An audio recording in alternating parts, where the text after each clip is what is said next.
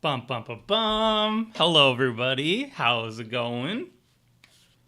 Yes indeed. This is the third night trying to make Toshiro Umezawa work. I swear this deck isn't bad. I've just had some poor luck. Hello, hello, hello. So yes, we're gonna jump straight into it because we're starting kind of late. Kind of late, folks. So just the briefest of recaps. This deck is a budget Toshiro Umezawa deck, $100 budget. Toshiro Umezawa is a very unique mono black commander that is all about basically killing your opponent's creatures for value. He has like a pseudo flashback ability where whenever an opponent's creatures dies, you can cast target instant card from your graveyard, and if you cast it, then it's exiled instead of going back to the graveyard.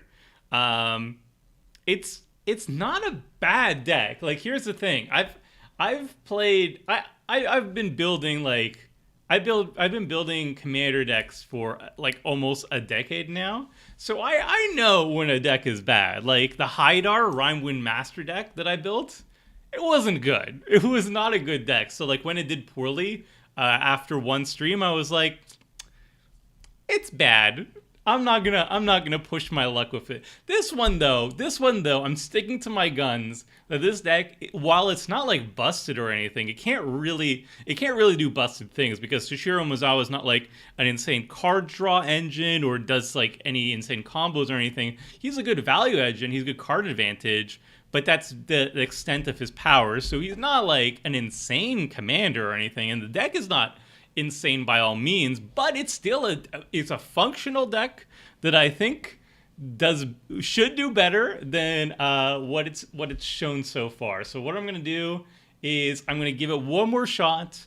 We're here to play one or two more games and see if we can showcase the true power of Toshiro Umezawa. That is the hope, friends. So let me just quickly plug the YouTube on the Twitter to tell everybody that we are here. And then we're going to get started. We're just going to jump into games and hope for the best. Hope that we have a good game where we actually get to cast some spells, kill some things, and get some value. Not necessarily to win. Winning is always nice, but the main goal is to not get like mana flooded, which is always not. It kind of it feels bad. Oh, it's normal latency, low latency. Let's see how bad the latency is. All right, test.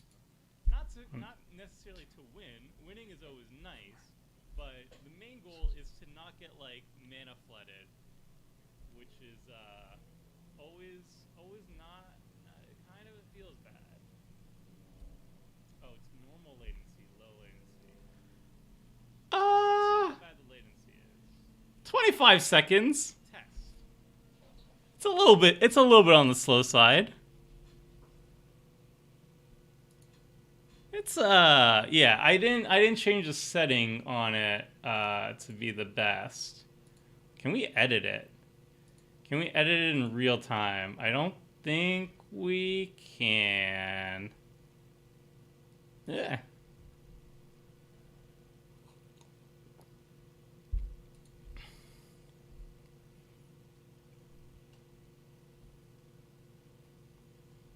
Well, hopefully I can still interact with chat and everything, right?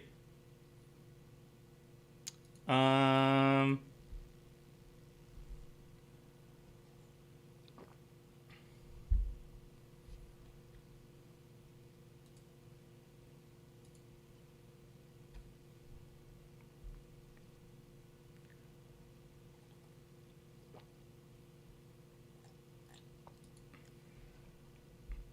Man, it keeps not saving the right settings is the annoying part.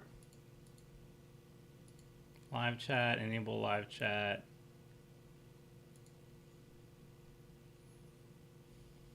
Hmm. Mm-hmm, mm-hmm, mm-hmm.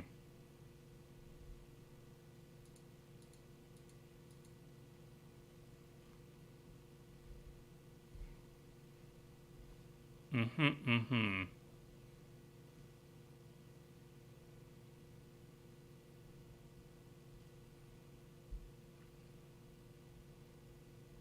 Okay, we're gonna... Uh,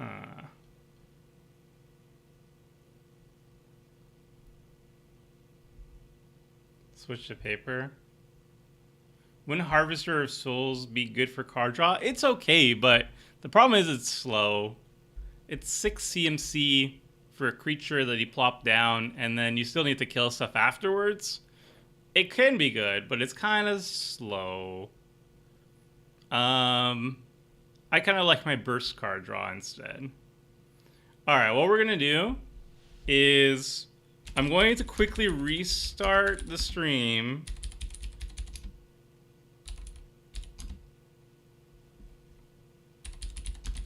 Quick to lower the latency. I think that'll be fair.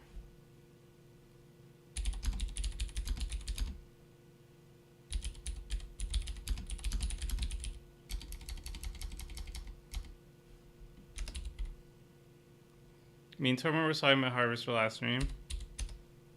Well, actually, chat, do you mind this increased latency? It's about 25 seconds. I can lower the latency to like 10 seconds if it's a bother. I just have to restart the stream for that. Is that annoying enough? The latency for y'all, the 25-second delay is bad. Hey Tomer, I'm a huge fan of NTG Goldfish. You and Seth are my absolute favorites. It's very surprised to see that neither of you have used the new Mangara in Commander. I like Mangara. I think I've put it in the 99 of Commander decks. I think like the entire Commander class crew is pretty okay with okay, don't really care either way. Don't really care. It doesn't matter. Yeah, okay, fine. We'll just keep it like this. In the future, I'll make it lower latency. But on the flip side, hopefully there's less like hiccup potential during the stream and everything. Okay, yeah. Yeah, I think the common consensus, at least amongst the Commander Clash crew, is that Mangara is really good as a 99. Every single time I played it, I've never been blown away by Mangara, but I've always been happy to see it in my hand, and it usually gets a good amount of value in before it dies. I'm less interested in having Mangara as like a commander just because it's a little bit limited on what you can build with it. Like, Mangara is really good when you have ways to kind of force your opponents to attack you. Like if you have the Monarchy, then your opponents will want to get that crown, and then you get additional triggers by having people attack you. Mangara is also a cleric, so you can do a little bit of cleric tribal stuff. He has 2 power, so he has some synergy with like Dusk to Dawn and cards that care about 2 or less power. But as a commander itself, I'm not too excited for. But as part of the 99, I like him. So, okay. And by the way, everybody, Afro Magic, who has shown up in a lot of previous videos and has been showing up on the streams very, very often, was kind enough to help me out with the stream as well. So he's going to be moderating for me, which is really exciting. So thank you very much, Afro, for helping me out in that regard. I really do appreciate it, especially because I'm clueless on how to stream properly. So this is much appreciated. Okay. Let's talk about Harvester. I mean, I could try Harvester, but I honestly don't think it's that great. Wouldn't it be an idea to upload the streams at the MTG Goldfish replay? Yeah, I'm going to talk to next time we have a meeting this week. I'm going to talk to the rest of the crew and see that maybe I can get the replays available to everybody on the Goldfish stream channel. I can't have it listed on this channel, unfortunately, because YouTube actually hurts the channel if I do that. But I will see if I can list it somewhere else, because that is like a recurring thing. I usually get a couple of people asking where they can see the streams. And the answer right now is that they're unlisted. So if you keep the URL of these streams, you can watch them whenever you want. But I won't keep them. I won't let them be publicly available because YouTube hurts the channel for annoying reasons when I do so. So that's the reason. But yeah, let us begin. How do I post this? How to post this?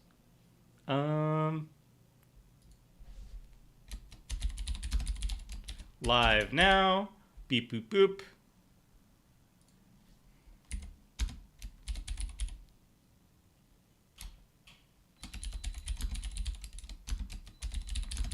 All right.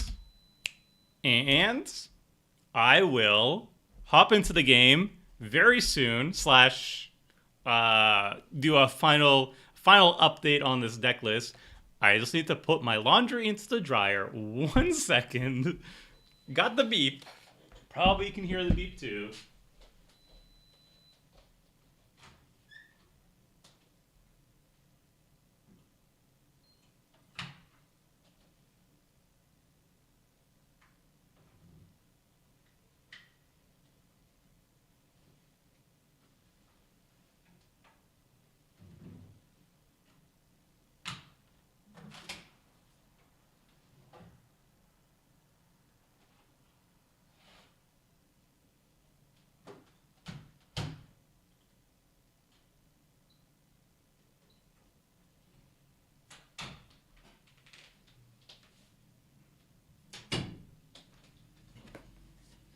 Alrighty.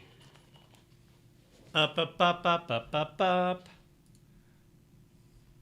We are ready to go. All right. You need a bunch of pre-recorded sounds suppressed during streams. Maybe when I become more of a professional and fluent streamer, then yes. Why/how does YouTube hurt the channel for uploading streams? Well, okay, so I don't have confirmation on this, but my hunch, and I've also spoken to other people who like stream on YouTube and whatnot and have channels.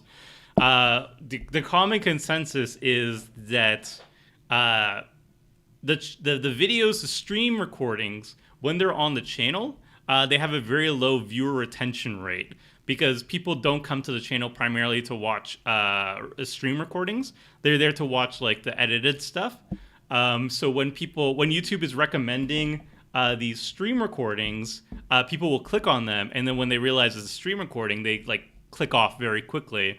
And then YouTube sees that and be like, we are recommending videos to people, and you do not, and people are not liking it. They're not watching a lot of the video. Therefore, this entire channel is bad, and we're not gonna show your videos to other people. So that's how the stream recordings actually hurt the channel, is that YouTube stops recommending the videos in general because of the stream recordings. That is at least a thought process. You can't find anywhere in writing that's exactly what YouTube does. But when I was speaking to other like bigger channels and stuff, that was a thought process. So I left it out. The streams would be nice to not sit here awake. Yes, hello from Germany. I don't know what time. It's 2 a.m. Oh wow. Well, thank you. But yeah, if you keep the URL of these streams, and if you follow me on Twitter, for example, I always post the URL when I start streaming. If you keep those, then you can watch the stream at any time. The videos are unlisted, but they're still available if you have the URL. If you don't have the URL for a stream and you really want to see it, you just send me an email or DM me on Twitter or whatever. I'll get you the URL. It's not a problem. Does not have Torment or Exsanguinate as far as I can see. So the deck does have Torment of Hailfire. It doesn't have Exsanguinate. Exsanguinate's like another $6, and I felt like it was a little bit redundant.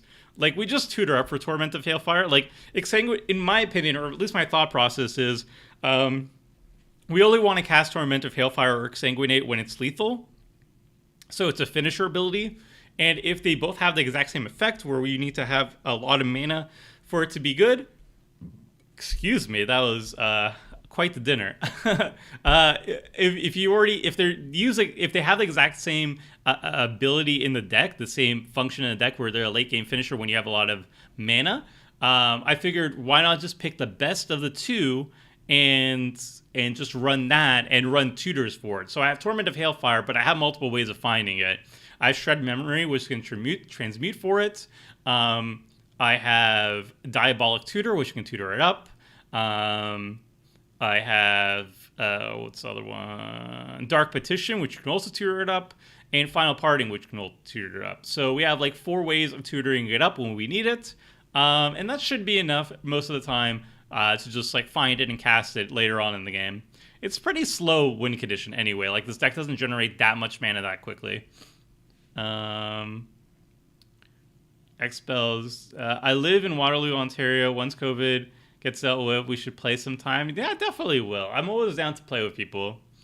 So Torment is the only win kind. Yikes. I mean, it's not the only win con. It's our best one, but primarily the deck wins with stuff like Sepulchre Primordial to steal. By the way, Tomer, what's a nice drink? It's just water. All right, I have a sad story for you all. Okay. All right, I'm not much of an alcohol person. Okay, I do not drink much alcohol, and I barely touch wine. I barely touch beers or ciders or whatever. And my parents gave me they were raving about this bottle of wine or a type of bottle of wine, and they bought me one like I don't know, like 2 months ago. And I never really had the opportunity to drink it because, again, I don't really drink that much. I haven't had people over at my place because of the whole COVID thing. So I've had this bottle of wine for a long time, and I wanted to open it for stream. Really wanted to open it for stream, all right? And I have like a wine opener that I haven't opened my own bottle of wine for like 6 years, because usually like if I'm drinking wine, it's somebody else's wine, and they usually do the opening of it. And so I put in the wine opener, I put it into the corkscrew and stuff, and the idea is, or at least I understand it, is you put the screw into the cork, right? And then you keep screwing it, and then eventually the cork comes out, right? Right? That's how it works. So I'm screwing it into the cork, and nothing comes out, and all I'm doing is like I'm destroying the cork. So the cork is getting like disintegrated on the top, and I'm just like clueless. So I'm like, maybe if I like yoink it, I can't pull it out. Now I have the screw inside the cork. The cork is half disintegrated. I have no idea what to do with it. I feel like the entire bottle is wasted. More like even if I get the cork out at this point, it probably will just fall into the wine. So now I have corky wine. I think everything's just a wash. Everything's just a wash. So yeah, that is Tomer. I swear that I'm a fully functional adult, but it did not work for me. Just screw it enough to pull it. What do you have to do? All right, chat. Okay, before we start this is a Toshiro Umezawa stream, but what we're going to do together, I'm going to pull out the oh my goodness, it's John Reisman. Hello. Looking dapper in that suit, by the way. All right, I'm gonna bring out the wine bottle so you can see just how poorly I've been handling the situation. All right, 1 second.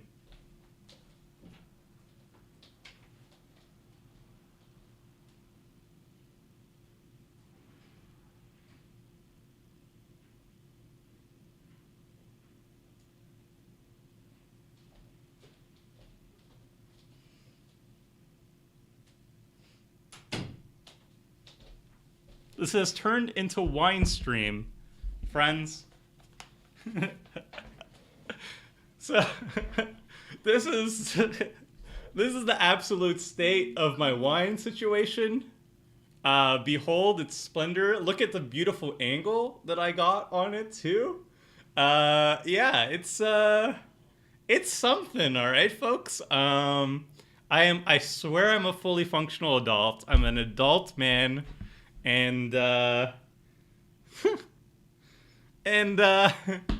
it's not great. It's not great. I'm not sure what I do here. You can see that the top, I'm not sure if you can catch it on the camera, but the top is like mostly disintegrated.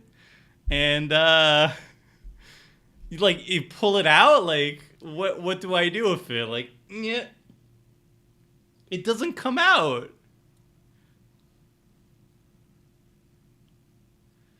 It doesn't come out. I hate why I didn't even know it's wrong. It doesn't come out. Look at it. Look at it, chat. This is terrible. If the corkscrew is in, maybe you can pull it out. What if I pull it? What if I... Whoop. Whoop. Okay. What if I cork it back in?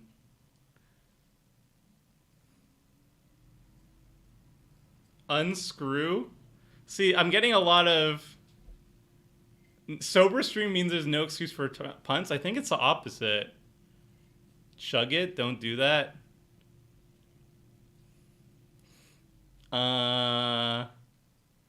Old man Tomer needs wine. I do. Whoop. Did it come out? Nope. Like, how far do you cork it in? Is the question. Do you cork it all? Do you screw it all the way? Do you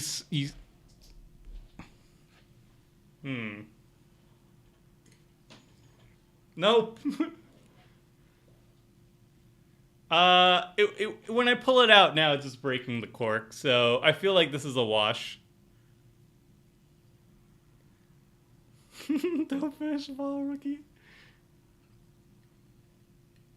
Have you tried watching a YouTube tutorial on how to do a corkscrew? I thought I was a pro, chat. I thought I was a pro. All right, this is the stream now. You came for Toshiro, but you stay for me failing to pull out a cork. All right.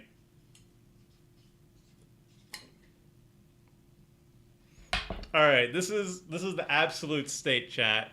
This is what I've done. I tried pulling out the cork and I made a big hole in it. So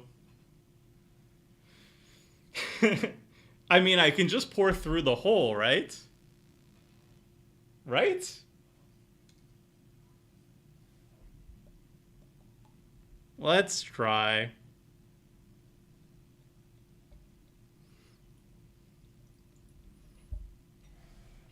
Yep, nope. There's cork in it. Yep, this is a fail. This is a fail. I'm sorry, chat. We didn't get there. The wine is ruined. I'm so sorry. All right. This is clearly what you came here for.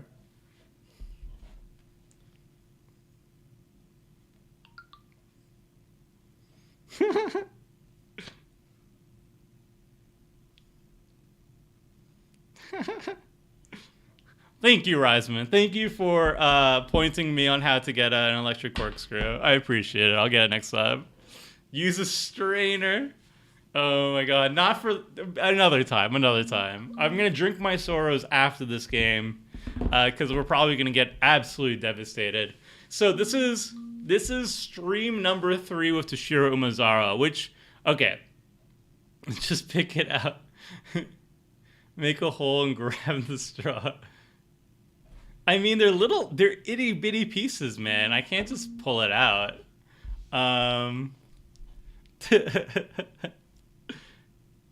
right. So back to the content that you're here for, the EDH content. I assume you're here for the EDH content, not just me punting in real life with a wine bottle.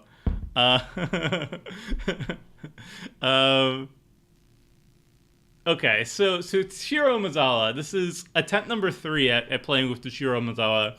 Stream number 1 with Toshiro Umezawa, we got stomped. We actually had like a good game 1, but it was against a Corvold deck, and despite like all the interaction we threw at Corvold plus Dockside Extortionist meant that like even though we were killing Corvold, the commander text was irrelevant because he could just recast it multiple times. It was fine. It was easy for it. To stomp. And then the next game, we were up against a Nicol Bolas Supervillains deck, which I quite like, but our deck just was not really suitable to it, and we didn't really have some good draws. So that was a wash. Then, the day after that, Saturday, I did another stream, a makeup stream, a revenge stream with Toshiro Umezawa, because I was convinced this deck is actually good, and it just needs a fair shot. So we played against 3 really cool decks. Shout out to the people who were playing it. Afro was playing my $50 Verizal deck, which I think is quite spicy. I quite like it a lot. And then we played against 2 other green-based decks. It was a werewolf deck, which was also really cool and functional. And we also played a green Sasaya deck. And they were all cool decks. They were all like, you know, they weren't pub stompers or anything. They all had to do really cool things. But for us, we were just mana flooded and we didn't see our card draw. And we just kind of did nothing for the entirety of the game. The game went through like almost 3 hours long. It was turn 16 when I tapped out.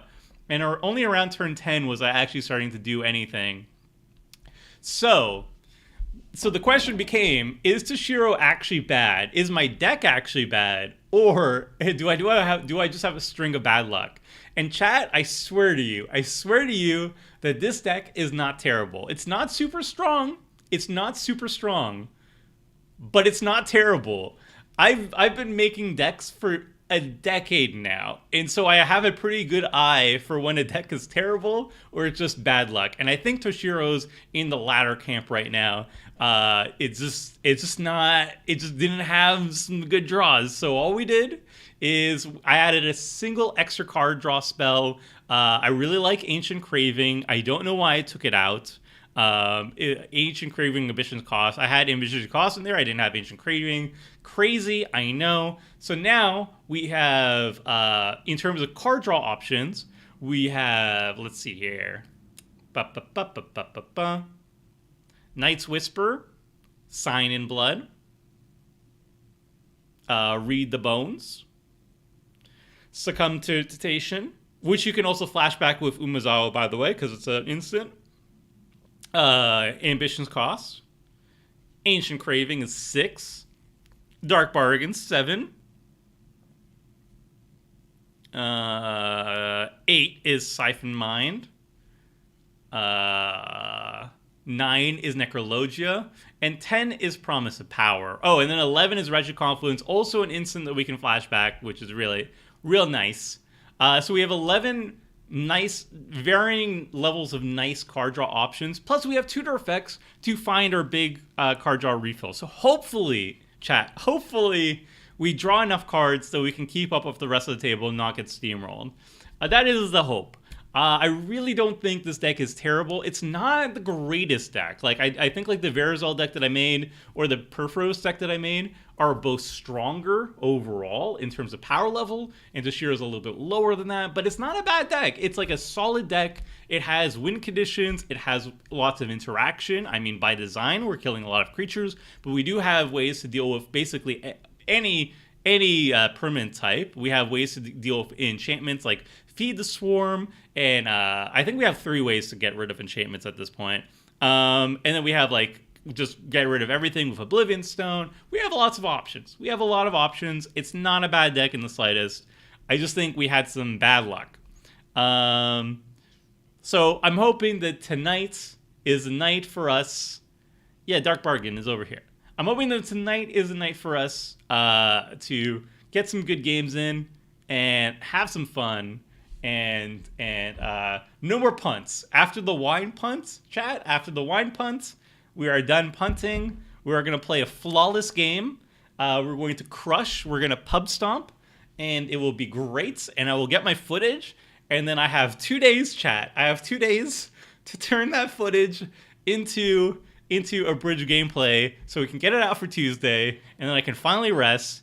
And then I can't rest, actually, because Commander Legends previews come out. And then things get super busy. But let's not get ahead of ourselves, because that would be crazy to think about right now. So let's just get that perfect win. Get that perfect flawless victory. I don't care about flawless victory. I just care about the deck actually like playing some cards and not doing anything. That is my goal. My goal is to actually cast spells this game. Not win. Just cast some spells, and that would be great. So let's see if we can do that tonight together as a team with the power of friendship. All right. So the one thing we have to change in the deck, is we're taking out Extinction. Do we have Ancient Craving in the deck? Or Ancient Craving? We don't have a copy of Ancient Craving? My goodness. All right. Trade. We're gonna quickly get a copy of Ancient Craving. MTGO Traders Bot. I better have some credits with them. Waiting for them to accept? Come on. All right, here we go. Here we go. Ancient Craving. Let us grab a copy. I don't think it matters what type. Oh, yeah. Yeah, there we go. There we go. That's a good old Ancient Craving. What channel are the previews on? They're going to be on the Commander channel because it's Commander Legends. So it's going to be on this channel, Commander Legends. It will be great. I'm very excited for it. I'm going to try and do every single time like a new commander is a new legendary creature that is commander viable gets previewed. I'm going to try and make just like a quick video on like my quick take on it, like a quickie on it, and just say like here's a new card. These are like the top cards I would consider if I was building around it, and maybe like briefly discuss if this is better as a commander or as part of the 99. And Seth is going to be the one who's going to be covering all the cards that are previewed every single day, like he does on the regular channel, but he's going to be doing it for the Commander channel. And I'm going to go more in depth onto one specific commander that I like and how I would build around it. So you're going to get a lot of preview content coming this week. It's new and it's exciting, and I'm really excited to see what the type of response is going to be. You will go insane from work. Yep. That is true. That is true. Unrelated, I caught my first shiny legendary Pokemon tonight. I don't know what a shiny is, but I'm glad you caught it. I only played red and blue, and I think a little bit of yellow. No, I think I played gold too. I think I played like red, blue, and a little bit of gold, and then I stopped playing Pokemon. But also, I played a little bit of Pokemon Go when that came out. What is the power level of this deck? I would say like a 6. I would say a 6 is a good power level for this deck. It doesn't have any combos. It's not fast, and it's not like an insane value engine. It just does some neat things. So I would say this deck is like a 6. No combos, nothing too crazy. Definitely not a Corvold level, you know? But it tries, you know? It tries. So with that out of the way, let's hop into the game. Ba-da-ba. $100 Corvold. Would you... Oh, that was fast. Would you do post-op videos of the winning decks from Commander Clash, including your recommendations, changes, and thoughts? If there is an interest in doing so, I will do any content people like. That is my motto, is any content people like, I will do if there is interest. This hand is fine. We're probably going to go for like a turn 1 Polluted Mire. And then just like play a turn 2 Guardian Idol into a Read the Bones. Paltry Primordial is not a card we care about in our opening hand. It's definitely a very late gamey bomb, especially because we don't have any mill strategies. We're not milling our opponent's decks. So we have to naturally just wait for our opponents to have creatures go into the graveyard and then yoink them with the Primordial. And it's still like a turn 6 play. But this hand is fine. This hand is a solid A-OK. So let's keep it. Do you remember the red Gyarados? If so, that's a shiny. I don't remember it, honestly. It's been a hot minute, you know. I do remember Gyarados. I do remember Gyarados. I actually distinctly remember because I was playing red and blue in elementary school, like one of the first years of elementary school is when it came out for me, and I distinctly remember we were in the cafeteria and somebody like just like came storming, like everybody, all the guys in our grade were playing Pokemon Red and Blue when it came out, and I remember in the cafeteria, we're just having lunch, and then one of the kids just like storms in. He's like, "I got a Gyarados, like this Magikarp turned into like this crazy creature. It's so strong." And we're like, "Ooh, ah!" And we have to figure it out, like how he got it and everything. So yeah, you can kind of work my age backwards, ballpark wise, from that. Um, but yeah, so that was my first look at Gyarados, but I don't remember shinies. Story time, chat. I have a humble brag. Okay, I have a humble brag for you all. Did you know? Did you know I was a Pokemon champion back in my day? Yes, it's true. Uh, in elementary school, again, it was very popular with my entire grade. So all of us were playing it, from like the so-called jocks to like the ultra nerds. And yeah, I think it was grade three, maybe grade three or grade two. It was one of those grades. Yeah, everybody was into it, so we all decided I don't we all decided we wanted to do like host a little tournament, um, and we all like prepared like our best roster and everything. Everybody had like a Mewtwo. I don't think anybody had a Mew. I don't think we discovered that by the time we wanted to do a tournament.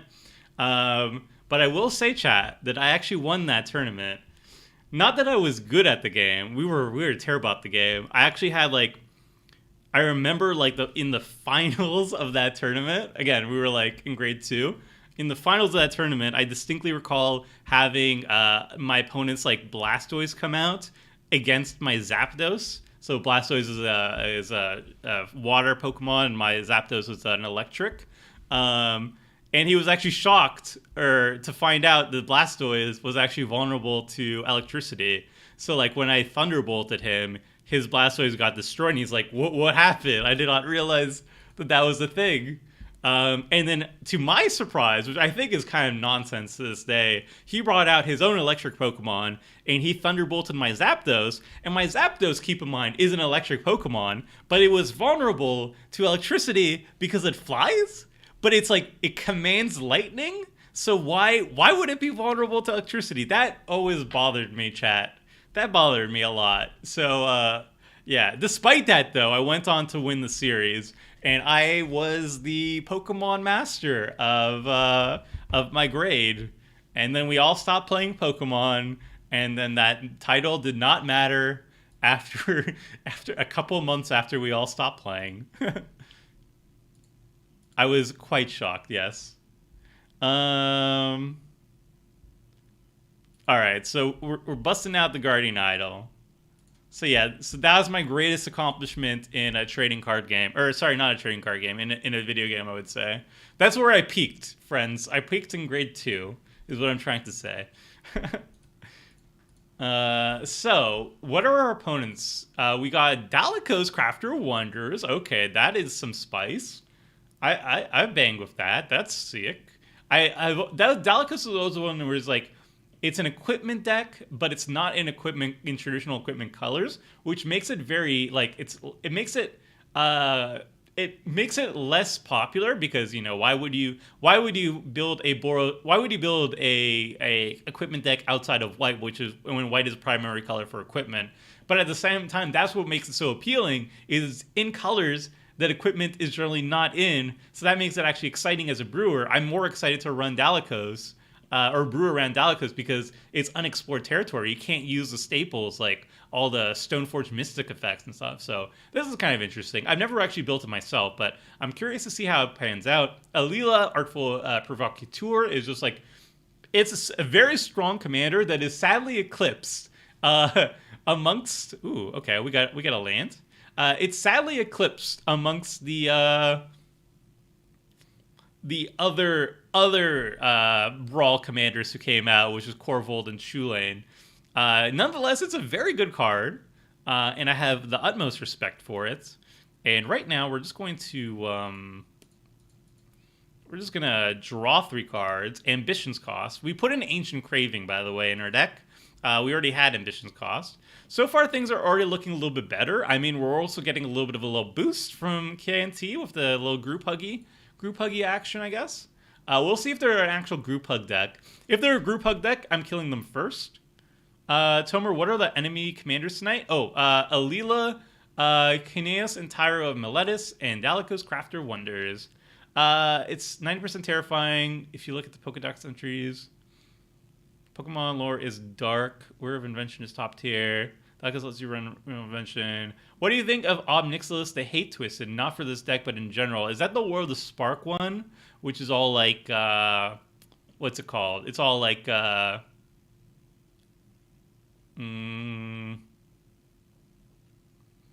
it's the one where like you take if your opponents draw a card, they take damage, and then you can like kill a creature, and that owner will draw a card. Ooh, so this is going pretty well. They got a lot of Ramporty active. They got Silvermere, they got Everflowing Chalice, they got Izzet Signet, they got Mask of Memory. So they have their card draw engine getting ready, and yeah, this is a lot of mana available to them. Alila comes out, very nice. I think next turn we can probably just like Mire in Misery and do something else.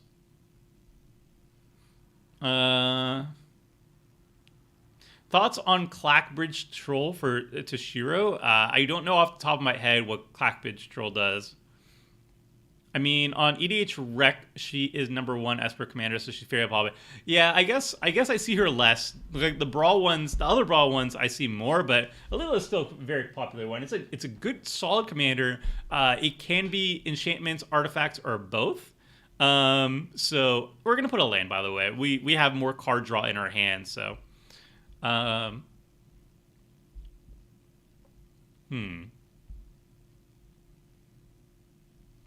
Yeah, she's a good commander. She's solid. She has a lot of nice keywords on her. She works with both Enchantress and Artifact, so you can build her either way, or you can build a combination of both, or you can build her Fairy Tribal. She's very flexible and good. I have nothing but the utmost respect for it. What's wrong with Group Hug? I hate Group Hug with a passion. I hate Group Hug because it's like first of all, it's similar to Chaos in a way where like everybody's decks aren't functioning the way they're supposed to function, because stuff like you're just getting free resources, you're getting free card draw, you're getting free lands. So the fact that you have a bunch of like, if you have good ratios of ramp and card draw, it's actually punishing you. It actually helps like the greedier decks, the decks that have like higher converted mana costs and stuff like that, like a Joda deck, like a Golas deck, for example. It kind of supports those as opposed to a less greedy strategy.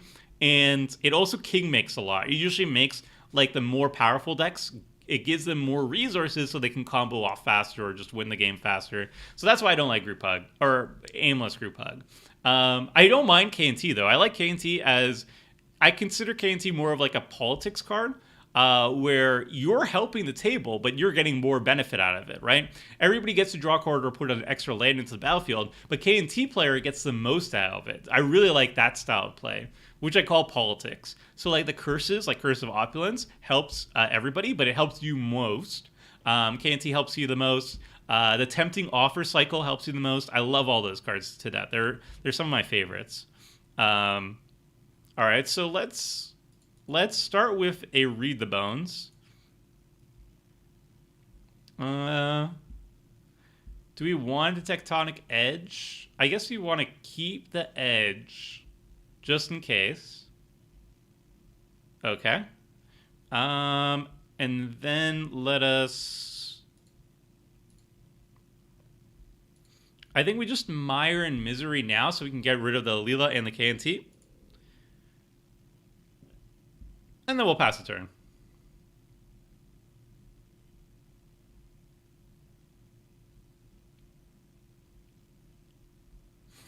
Ooh, they give up the Cryptolith, right, instead of the KNT. Okay. Respect. Alright, we're going to pass.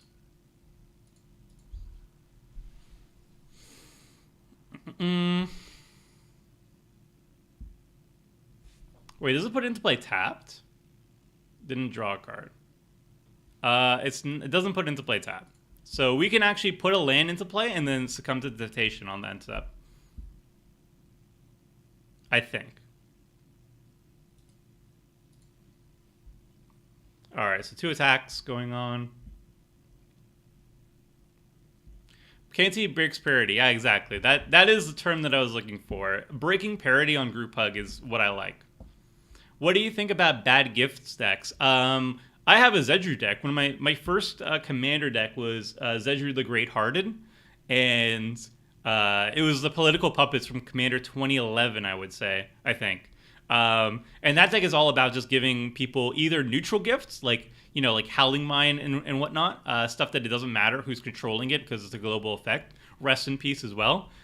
Or bad gifts. So I give them like Illusions of Grandeur, which, you know, when it leaves the battlefield, they lose 20 life. Or Pyromancer's Swath, where at like their end step, they have to discard the entire hand. So I actually like that style of play because that's more of a... That's the end goal there is to crush your opponents and make them cry. So I very much appreciate that. I haven't played my Zedru deck, though, since quarantine, though, because it's not very webcam friendly. It's all about stealing and swapping around permanents, and that would just get messy on the webcam. Like, sure, you could use like tokens or whatnot, but my entire deck is all about swapping permanents around. So, unfortunately, I cannot play it.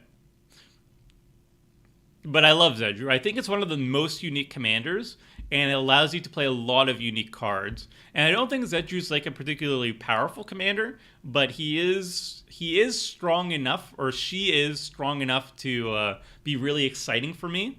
And a good power level, like I would say my deck is like around a 6.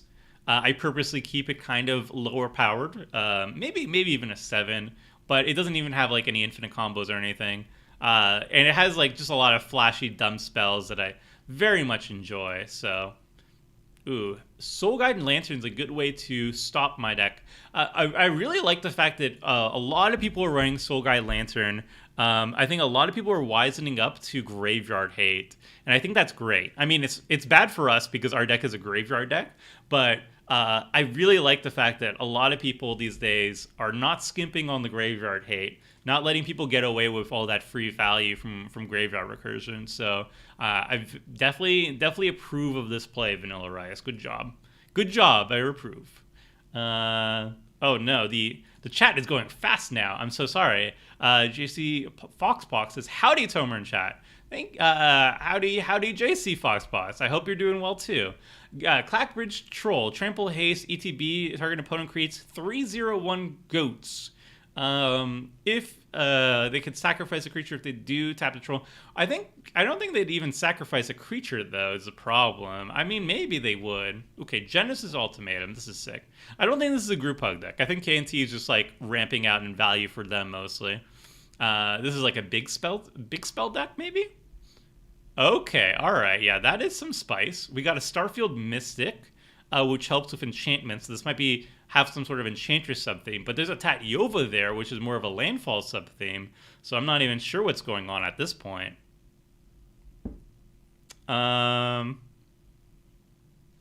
Does anybody have any good stuff in the graveyard? We have a Silvermere, we have nothing. So Sepulchral Primordial's a little bit far and away from getting value, and we're still looking for a way to really start cleaning up the board a little bit. But on our end step, we're going to put in an Arcane Lighthouse.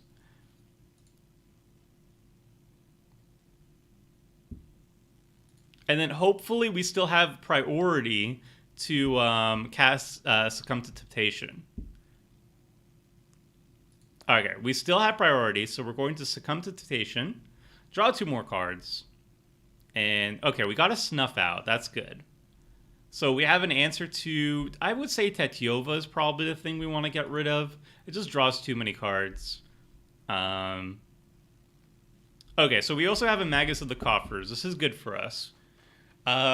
So what I think we're going to do here is, I think I kind of want to get the Soul Guide Lantern popped. So we're going to start with an Arcane Lighthouse. Or start with Toshiro Umezawa. Oh, oops. He's double black. Okay. Black, and colorless. Cast Toshiro Umezawa. And yeah, Tatyova might just be synergy of K and T here, right? I think this is an Enchantress deck. You usually don't run Starfield Mystic outside of an Enchantress deck. That would be odd. Um, let's just play a Swamp, and think I guess we can wait. We don't have to cast Succumb to Temptation yet. What I want to do is Snuff Out and Succumb to Temptation. If I cast Magus right now, then I can't Succumb and Snuff Out, which kind of is a bad. We could also like double Snuff Out. Tadova is probably the best uncommon commander. I would agree. There's probably like Sir Conrad's also good too, but I think Tadova is better. Stick it to Joey Schultz run Graveyard Hate exactly. And what's her name? Original Orestius. I forget. She's like the Dredge Queen. The Dredge Queen always runs. Oh my goodness, I'm blanking her name. Oh no. Irene. Dredge Queen. You know who it is. She loves Graveyard Hate too. Anyway, so let's just pass a turn. I'm not going to play Magus of the Coffers this turn. I'm going to hold up Snuff Out and Succumb to Temptation and see where we go from there.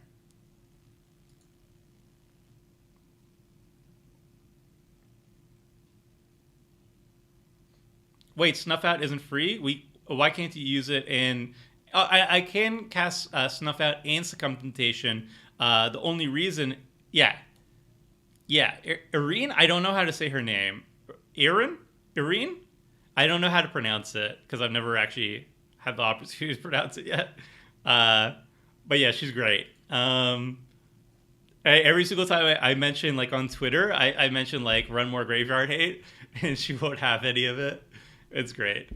When you flashback Snuff Out with Toshiro, you can cast it for free still. Yes, you can. Or at least you should be able to, because this is not... Toshiro doesn't give you an alternate cost. It allows you to just cast a spell from your graveyard, much like Kess Dissident Mage allows you to do it. Aaron. Okay. Okay, so we got Etch Champion, Tribute Mage going to the Stormtide. Okay.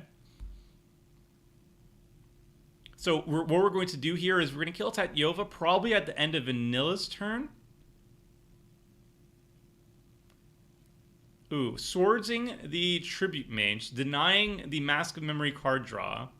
Okay, let's see how this responds. Remember, you can't cast it for free from the graveyard. I think you should be able to with Toshiro's ability.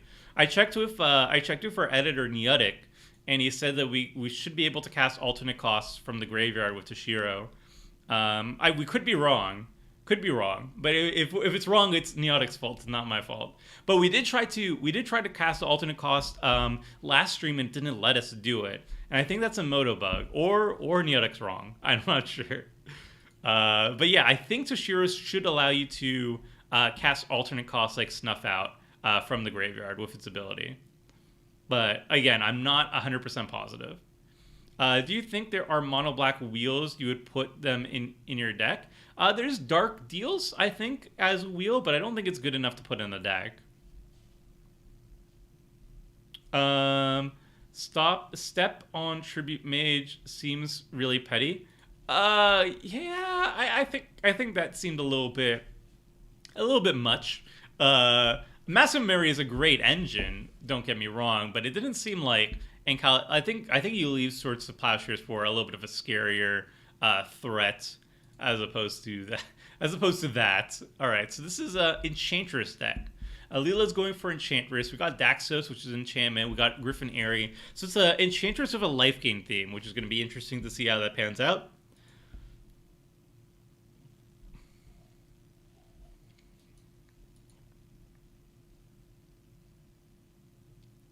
Yeah. I think it should work. I think you should be able to... all right, let's try it.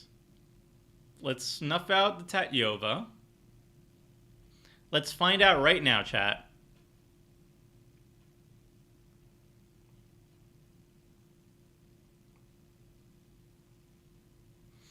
All right, we're going to click the snuff out.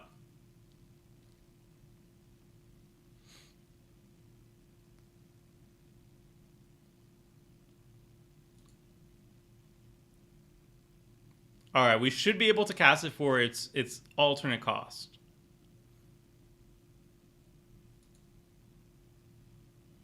I don't think it's letting us. I do not think it's letting us, chat.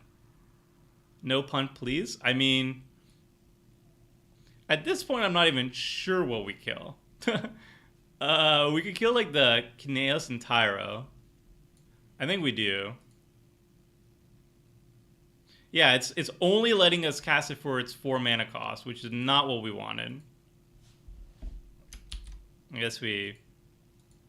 Yeah. So the alternate cost does not work.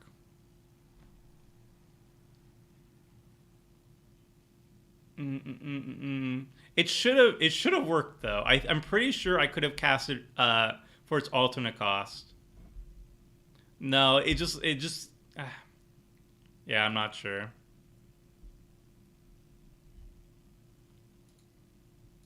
I am not sure. All right, we can't cast Scumble. All right. So that's a no on that.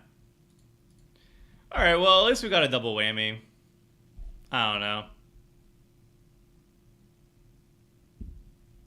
Joe off the game. Thanks for watching, Daka Daka. Have a good one. It's okay. It kills me too. Maybe right click it. What is your favorite deck you don't get to play very often? Favorite deck I don't get to play very often. Zedru right now. I can't play Zedru during quarantine because it's all about swapping around permanents and it doesn't really work well on webcam. That would probably be the one. I haven't played it since quarantine, a single time. So that kind of sucks. Wilderness Reclamation, all right. Oh no, is Roll Stone Tide just get? Oh, Roll is getting rolled on, steamrolled. It would be.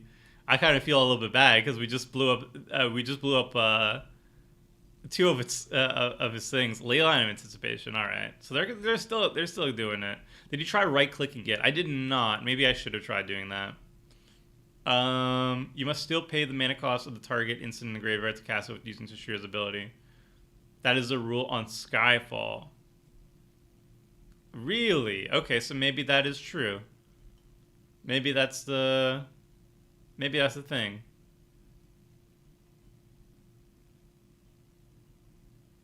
Yeah, I could just be wrong. All right, in the graveyard there's a Tatyova. There's nothing else. I think what we do, I think we just cast the Magus. Let me actually just quickly look at my deck list, which I have in the YouTube video description link, by the way. Is there any 2 CMC spell that we want to transmute for? I don't think so. I think we just slam the Magus.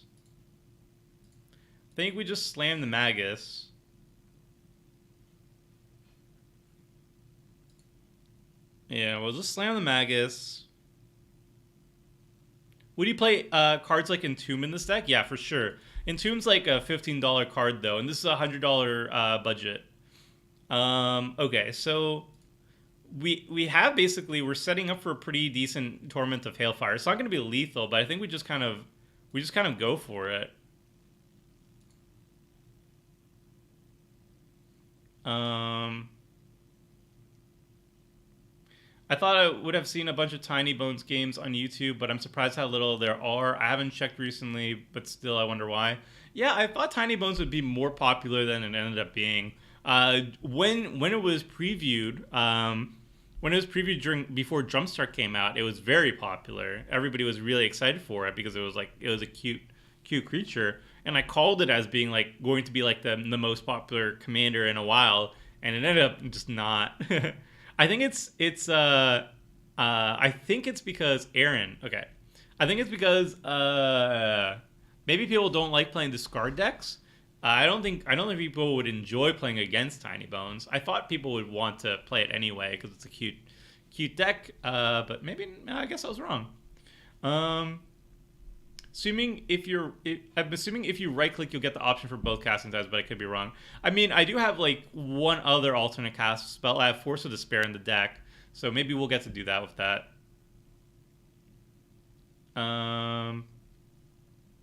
Is there any way to recur sorceries in this deck? I don't think there is. I think we're kind of out of luck on that. I think Tiny Bones isn't impossible. It could be because there's like no Jumpstart power luck. I don't know. I think Zergo is more popular than it. I'll have to take EGH direct cast though. You must still pay the mana cost of the target instant in your graveyard to cast it using Toshiro's ability. All right, so that will do it then. Then I guess that is true. You cannot cast. You cannot use alternate costs.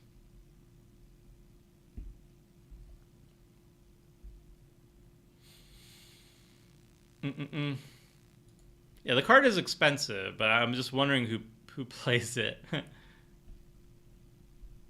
Like, if it wasn't played a lot, then surely if it wasn't played a lot, then surely the price would go down. But I guess the supply is also very low too. So, people do hate losing their hands. If you play with a discard deck, people are gonna kill you. They want to cast their spells. Rurak needs to go down in price. Mill is supposed to be cheap. But Mill is one of the most popular kitchen sink commander archetypes. You'll notice that, like, Mill is almost never viable, and a lot of the Mill cards see zero play in constructed formats. And yet, most Mill cards that are good are very, very expensive. And the reason for that is because it's one of, like, the all-time highest, like, casual archetypes. People who don't really even play formats like playing Mill. It's like, I have a theory on it too. I feel like, again, totally unsubstantiated, but I feel like because I've heard so many anecdotal stories that are the exact same way, I think like when you get introduced to Magic the Gathering, you're given these fundamental rules like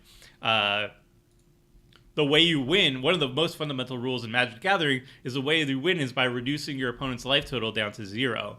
And Mill is like one of the easiest, most direct ways of actually circumventing that, where you're given this like cheat, you're given this hack where it's like, oh, instead of lowering the person's life total, you can actually win this alternate way by milling them out.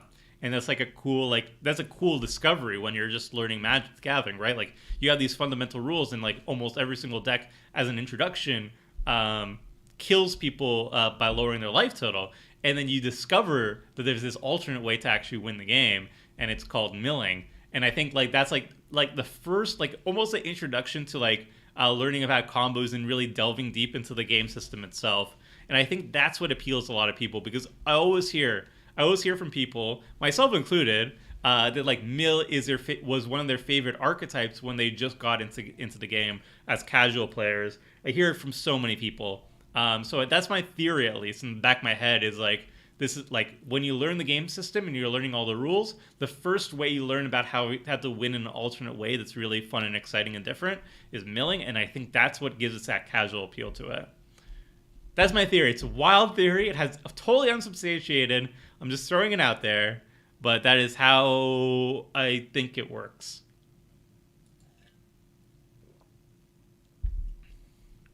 I wanted to do Caught Me in the Crescent mill deck for a while, but I built Will. I mean, Brewvac is awesome for milling. It's a little bit too awesome, I would say. Your Brewvac is scary. Because there's at least 2 spells that are just like mill half your library, and then Brewvac's on the battlefield. You're like, nope, mill your entire library, GG. There are cards where your opponents mill for each card you draw. Sound fun, well, for me at least. Yeah, there are a few of those versions of that. Alternatively, you discover Thassa's Oracle in the Modern Constellation and get into CDH. I think that's like the next like. That's like once you have a firmer grasp of the game system and you want to, fundamentally circumvent the rules again, you move into combos, and then you find the most efficient combo, and the most efficient win condition happens to be, Oracle combo, and that's like the end game. Well, let's get last minute Ackley when she gets to Mill and Jumpstart Pack. It's the best deck. Yeah, Mill is perpetually popular, I think. It's a crowd pleaser for sure. Okay, so I think, do we just like jam? Okay, so end step, he's doing something. Destroy each artifact you don't control. Ooh, that is a spicy play. Okay, we're denied 1 mana. That's fine. I'm assuming they're going to crack the Soul Guy Lantern in response, exiling everybody else's graveyards. I don't think anybody else has a decent response, though. Alright, so exile each opponent's graveyards. We don't lose much. We just lose a Succumb to Temptation, which is... we lose 2 cards, essentially.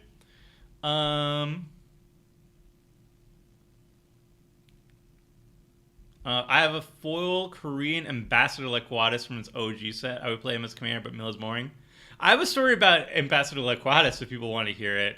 Again, this is like old Tomer back in my days story, if you want to hear it. Too bad there aren't more mono black adventure cards. Can be fun mechanic and Kess. Yeah, that would be sick. What's your favorite alternate win con? Jeez, I've had so many throughout the years. I still have a soft spot for a near-death experience because I've won a couple times with that, and that was really fun. So I would say near-death experience. I had a Selenia deck for a while that was really good. Hey, Tom, we're glad to see you stream 2 days in a row. Been CA. Well, thanks for joining, Autumn. Yeah, I mean, definitely is not something that's going to be the norm going forward, but I'm more than happy to pop in for an extra bonus stream. So we're gonna start with a Sol Ring. It seems like Roll Stormtide has something going on. Let's pay the 2, go like so. I think we just jam it. I think we just jam the big old Torment of Hailfire and hope for the best. So this is a Torment for 12, which is kind of a big deal, kind of scary. We have 2 blue players though with open mana, but if they don't have the right mana up, then they're kind of boned. So let's see if they got it. We don't really have any better options right now. We could have Necrologia'd, but doesn't really matter. All right, so our opponents have some sort of response. I'm assuming it's a counter. I think a counter is fully justified here. We are playing a big old X spell into two blue players, so we'll see.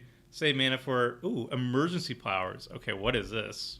Okay, maybe this is the desperation wheel and hope for something big. Each player shuffles their hand into a library, then draws 7 cards. I mean, I'm fine with that. This hand is not like the craziest. It is action, but I mean, whatever. Maybe they're just looking for a counterspell. But Ankylosaur might have something now. Maybe Ankylosaur has the counterspell.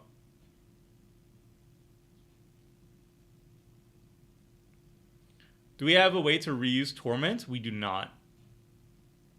This is one of our finishers. Okay, so the wheel happens, and does Ankylosaur wheel into a counterspell?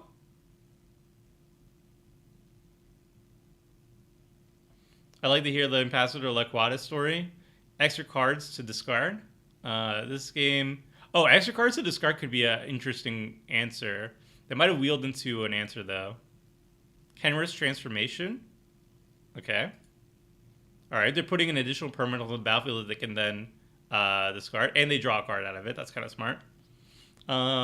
This game seems to be very good so far. It seems 3rd time's a charm. I mean, I'm telling you, Toshiro's not bad. Definitely not a bad commander. It's just, I think we just had such unlucky games. And also this game kind of feels like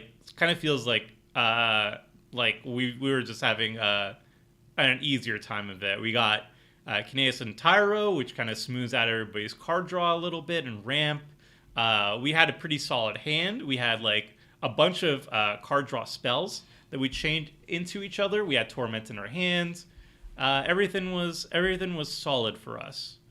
Can't complain. And also, we didn't really get messed with that much, too, right? Like, there was a Swords of Plowshares to deny, like, a Mask of Memory thing. So, I think this game, like, last games were very unlucky for us. This game, so far, seems very lucky for us. We cast a Torment of Hailfire that resolves into 2 blue players who had untapped mana. So generally speaking, I don't really expect this spell to resolve in those situations. So I guess we just got lucky on that regard.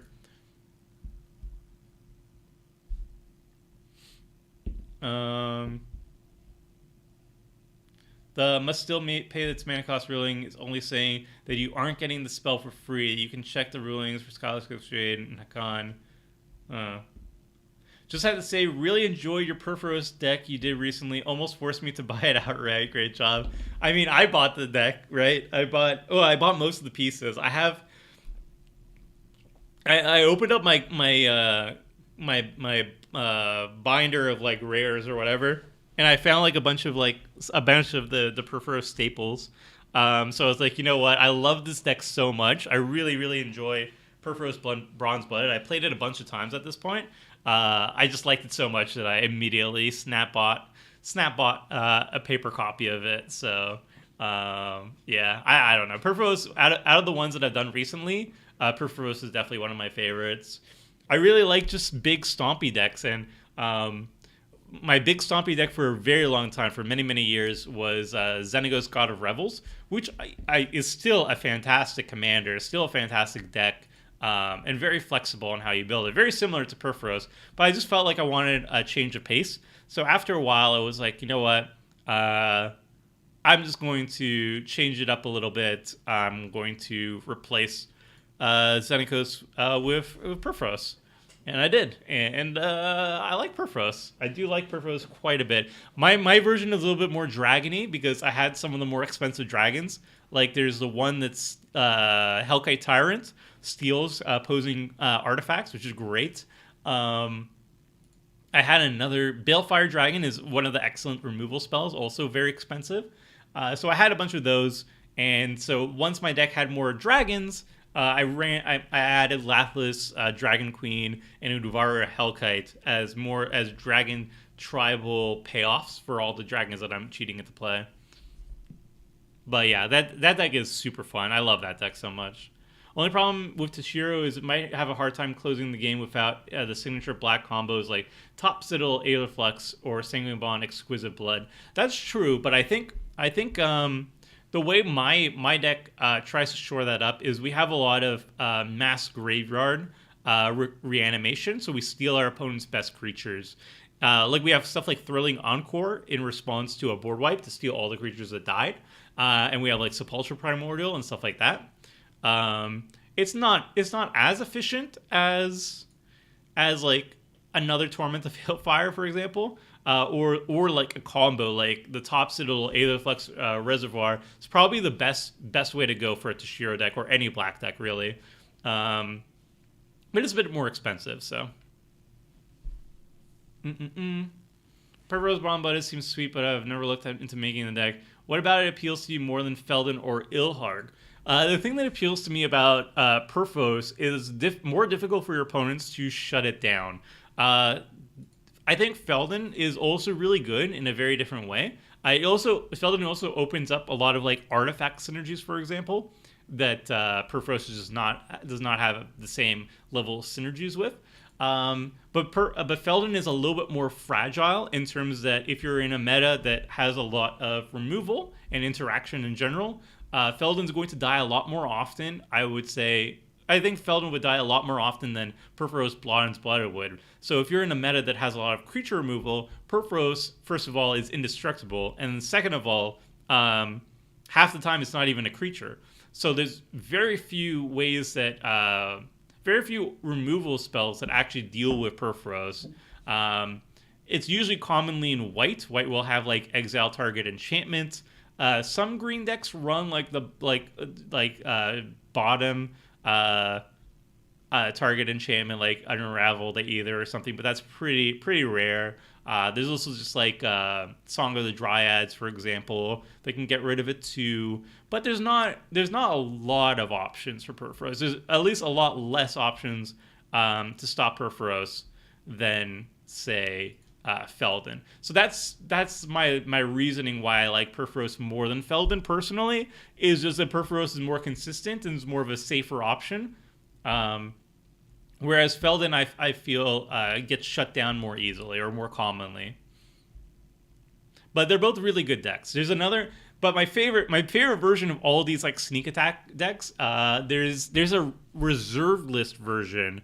I forget the name of it. It's a Viashino.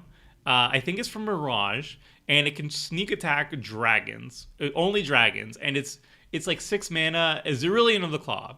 It's 6 mana. It's slow. It's outdated. It's definitely weaker than Perforos, but I have it in my sideboard. I have it in my sideboard as just like an option in case I want to lower the power level of my Perforos deck. I can just sideboard it in, and now you have a more like flavorful, old school, vibey one. Is that goes like his hidden Ilharg deck? Yeah. Have you ever played with Zurzov? Maybe you have. I don't remember. I actually wrote a budget commander article on Zurzov when he was previewed.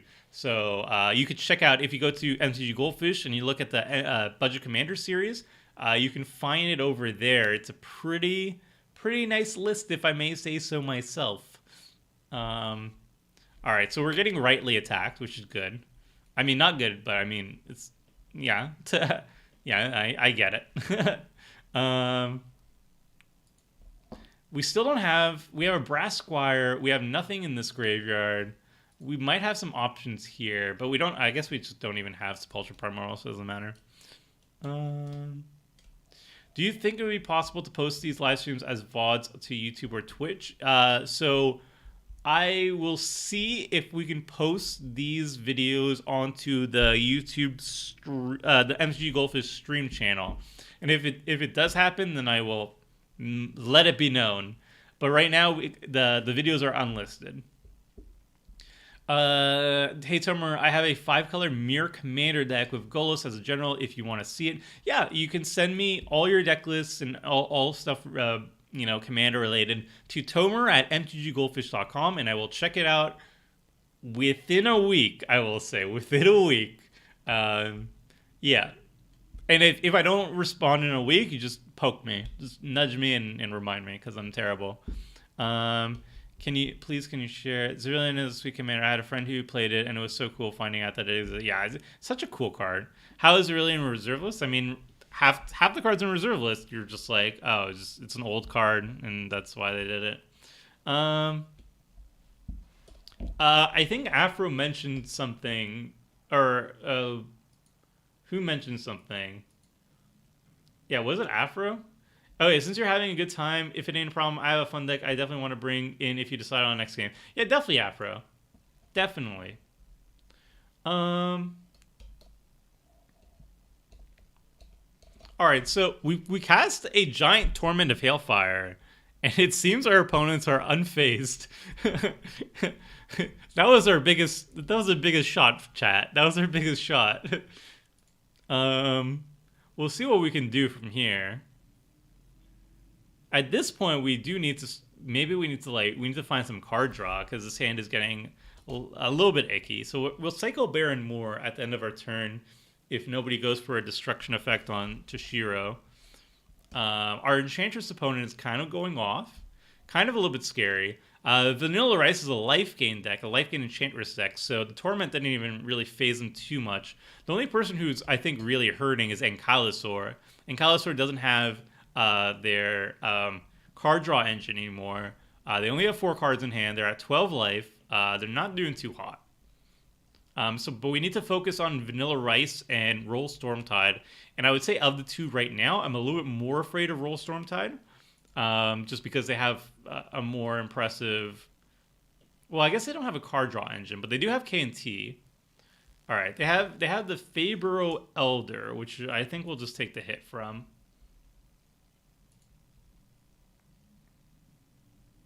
So Tomar, if you could play one non-legendary creature as your commander, what would it be? I think the boring one is I would say like a Nephilim. I think one of the Nephilim would be fun. I think the one that copies instants is the giant Zada version thingy would be fun. That would be my choice.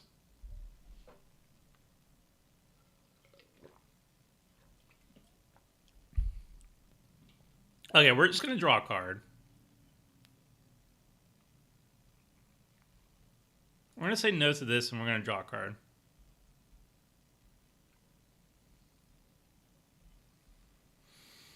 And then we're gonna cycle the Baron more. Alright, so not great. Not great. Alright.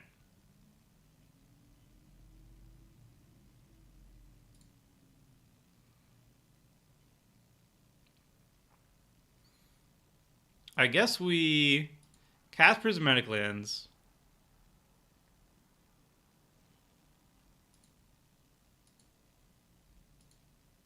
Cast Guardian Idol.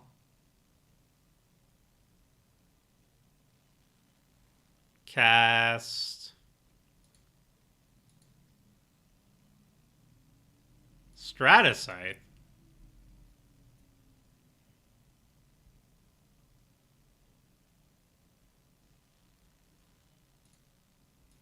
We're going to exile a swamp from our graveyard, or from our library. And now we're going to make this a big ol' boy.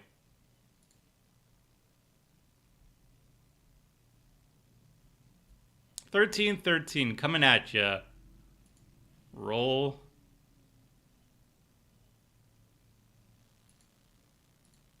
Let's get a hit.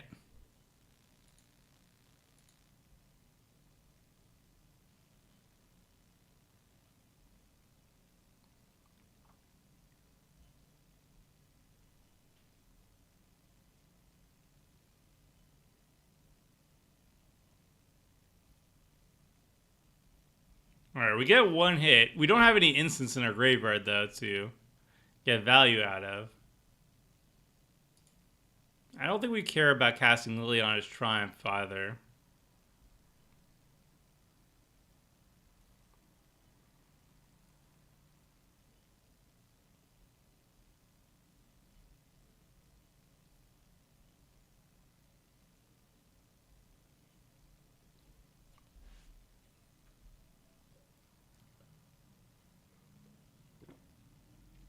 Okay, so he taps for mana.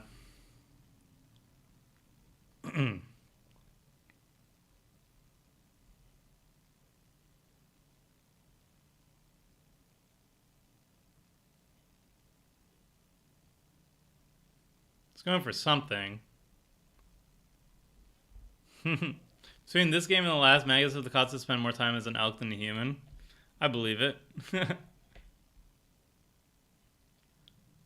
Austere command. Destroy all artifacts, creatures with converting mana cost 3 or less. Hmm.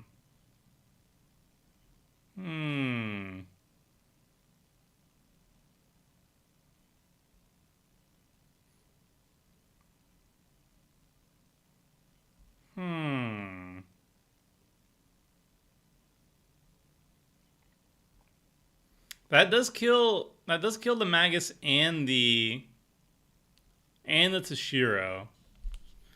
We could save Toshiro with Undying Evil.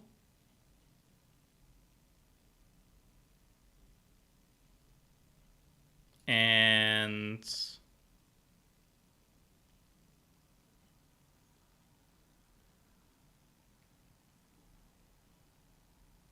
I guess we could just save the Magus, right? Like, it's going to become... What is it going to be? It's going to be it's a 4/4.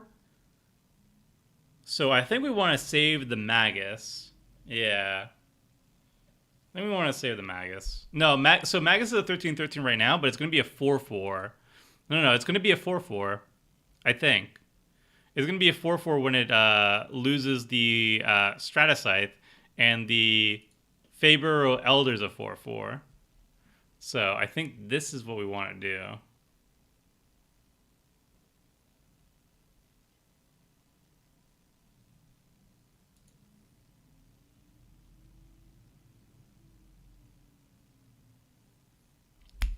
Right. Oh, yeah. That's an oops. Oops. Oops. Whoops. Whoops. Yeah, that wasn't great. Do we return to the graveyard? Yeah.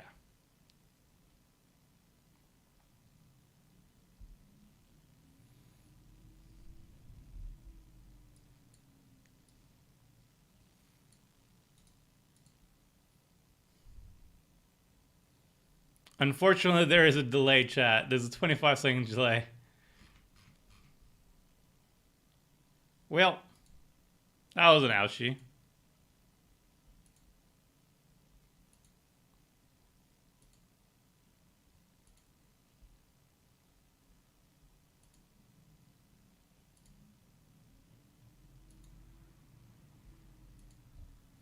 All right, so we're gonna have to recast Toshiro for 5. That was not great. So we lost a lot of stuff. We're not in a great position anymore. We have 2 lands in the Leon's Triumph. We definitely need to eat into no more puns. I say a lot of things, Afro. I say a lot of things. Now cast Liliana's Triumph? Why?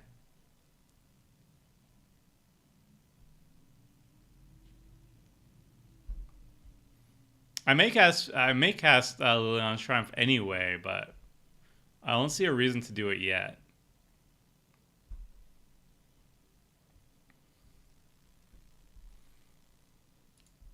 I also kind of want Kineas and Tyros to draw me a card at this point.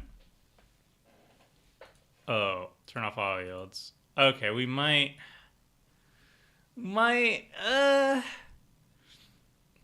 The. Honestly, like, I think Ankylos were so far behind. Like, right now, I could actually just, in response, kill the Psy, kill the Shimmerwing, and kill the Kineas and Tyro. And that would be kind of painful for our opponents. I guess this is too much high value. I'm bad. I'm sorry. It was too much value. I'm sorry. Oofed. Yeah, then dying would have brought back the Magus. Yeah.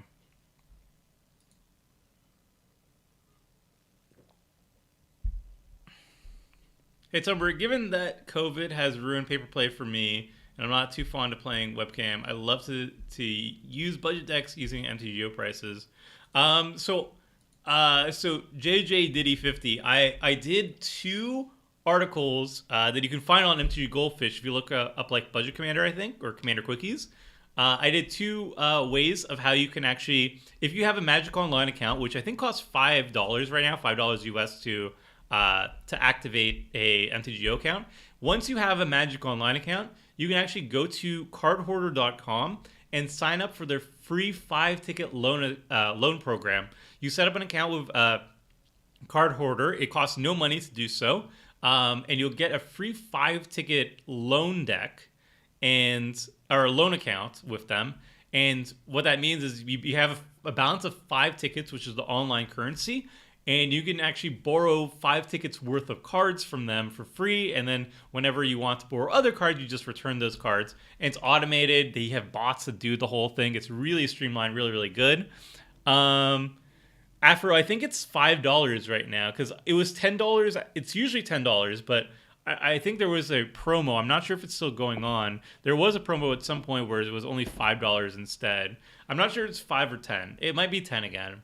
But at the time that I made it, it was $5. So I did 2 articles where I built full 5-ticket decks, full commander decks that you could actually borrow for free using the Card Hoarder loan program. And the decks were actually like super legit. Like there's like 5 colors. To say Shrine Enchantress. There was Niv Mizzet. There was I had something for everyone essentially. I had like a combo deck with Zada. I had even mono white auras. Like I had a good variety.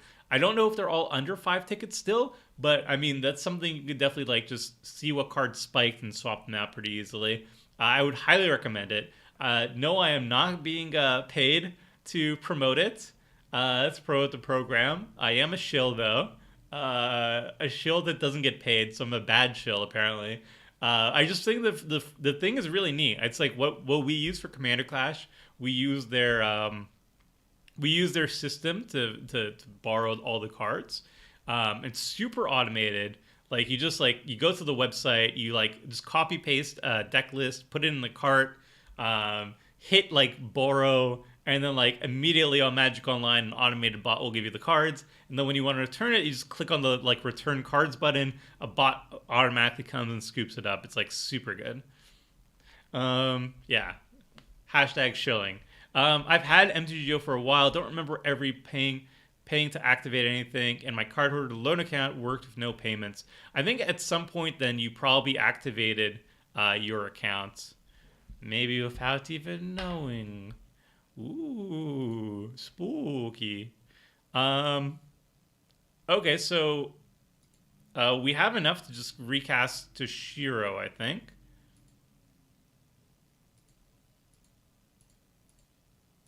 And then cast Necrologia, right? So let's cast that. And then on our end step, stop on my turn. On our end step, I guess we attack Stormtide. What happened to KT? Oh, we killed it, right? I was like, what happened to that? Did we kill it? We can't hit the wall, so we'll attack this way. See what's up. See if they want to take 3.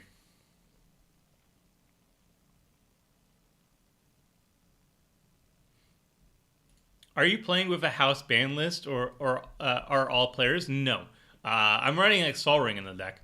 I would hope that people like the only thing I ask of my viewers is like try to match power levels just so we can have the higher likelihood of an entertaining game. So like something like Dockside Extortionist or Mana Crypt, they generate so much value in one single card and makes the game so swingy that like you can just like randomly, even if you have like a quote unquote fair deck, for example, if you just have like a Soul Ring Mana Crypt start, you might just like stomp and then like since I'm trying to collect footage for abridged gameplay videos, that like those games I won't show because nothing interesting happened.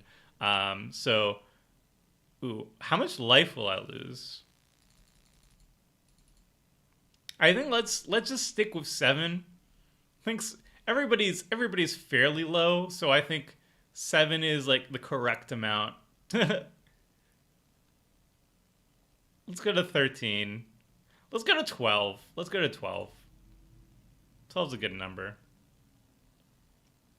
See if it gets. See if it gets countered. Ah, we didn't get countered. Very nice. We will discard down to hand size, but I did not mind this. All right, I'll discard a Swampy Swamp.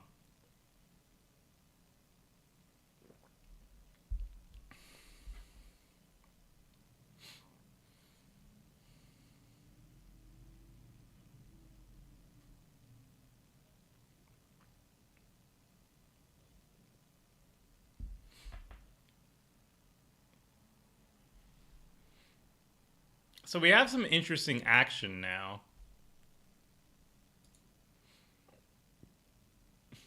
I'm not sure what we're going to do with it.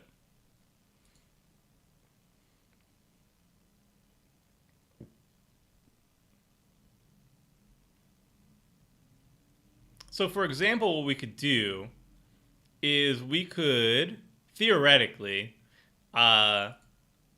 we could Force of Despair, killing 3 creatures that just entered the battlefield this turn, exiling Diabolic Tutor. Oh, well, we can start with Cabal Ritual. Force of Despair, exiling Diabolic Tutor, or Defile, it doesn't really matter. Actually, no, we get rid of Diabolic Tutor. Cast Diabolic Cabal Ritual again we go up a lot of mana. We go up 3, and then we go up another 3, so 6. So we'd have 6 mana. we could essentially we could this is 5, so we're 1 mana short, but we could have like um defiled like a Leela or something. It doesn't matter. These cards are bad. We could set up like a pretty sweet thrilling encore turn with these cards in hand is what I'm trying to get at. We kill multiple things with Force of Despair and Double Defile, and then get everything back with Thrilling Encore. But there's just nothing interesting to get right now. So, oof. Go down to 9. I mean, yeah, okay. I'm not gonna fight that.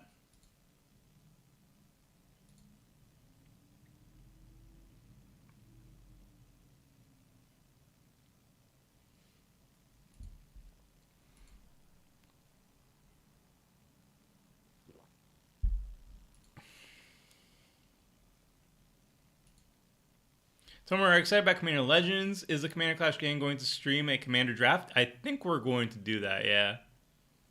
I think that is the play.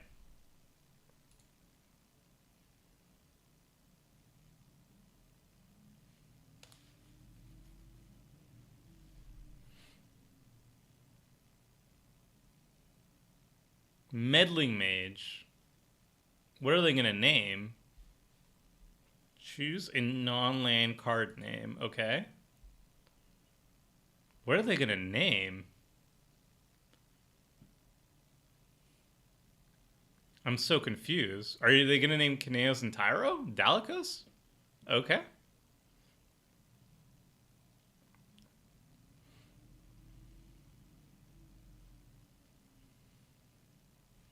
Guess we don't need the yield on my turn here. Magnifying glass, okay.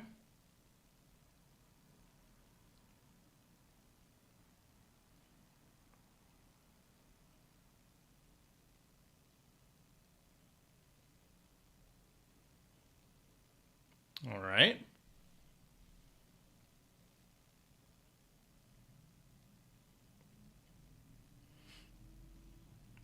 I am focused, chat. I'm focused. Okay, a very conservative attack. Doesn't attack with a lifelink, which I'm not sure why you wouldn't. I mean, I'm a pretty decent target, I would say. Would also help with the Griffin area, I guess. All right, response. Flashing into play is something. Detention Sphere. Okay.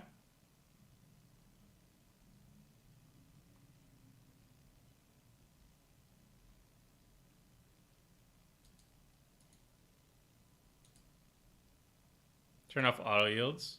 Oh, Sphering the Magus. I did not expect the Magus removal. But okay.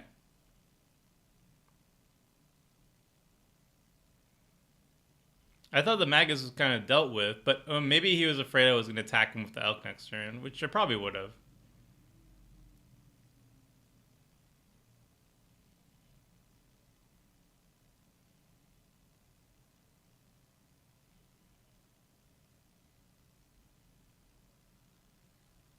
Open the vaults. Ooh. That might be a problem. I mean, it also just might not be a problem. All artifact or enchantment cards. Okay. Go for it.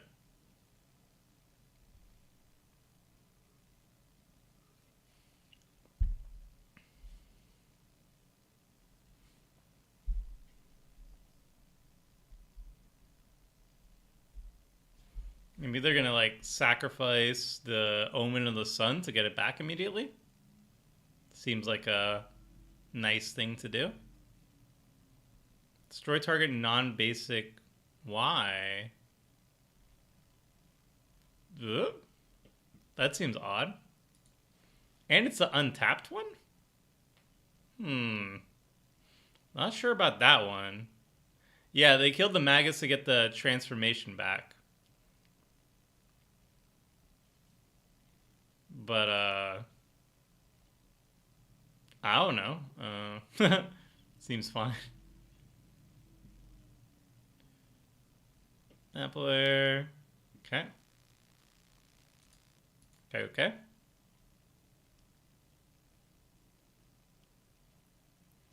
All right. So this resolves. I'm assuming they'll like transformation the Toshiro.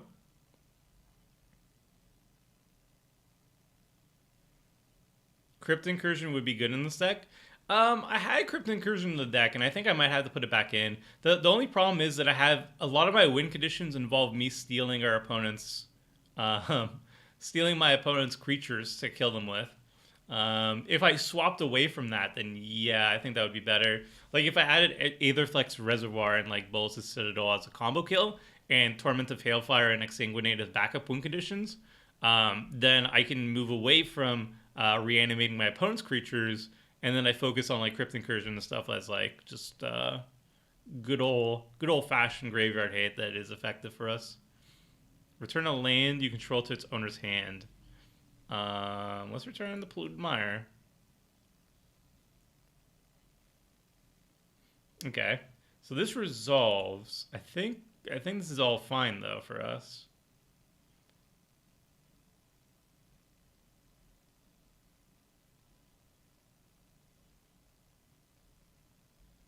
Oh, does it? Oh no. Does it immediately enchant? If we don't have a way to respond, that's not good for us.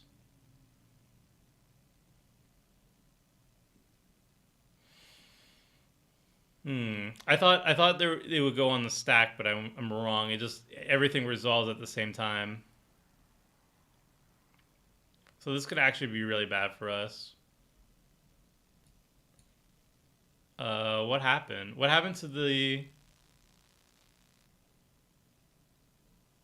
what happened to the other one? The other thingy.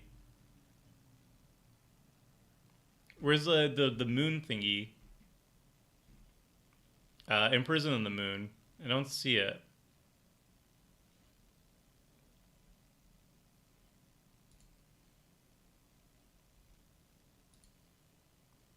Yeah, he enchanted a Lilo with the camera transformation, but I thought I saw Imprison in the moon.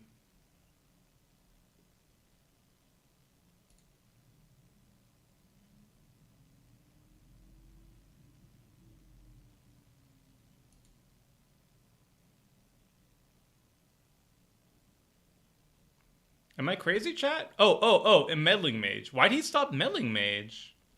But it's targeting Dalikos. That's odd. I would have figured for sure he would enchant the Toshiro. I find that strange.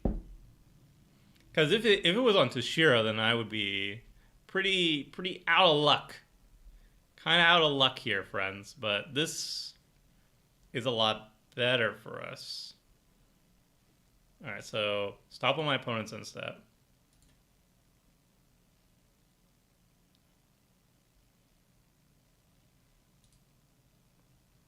Let's yield to that. Okay. I'm not sure why you would yeet the Meddling Mage, but I will take the gift. You know? So we will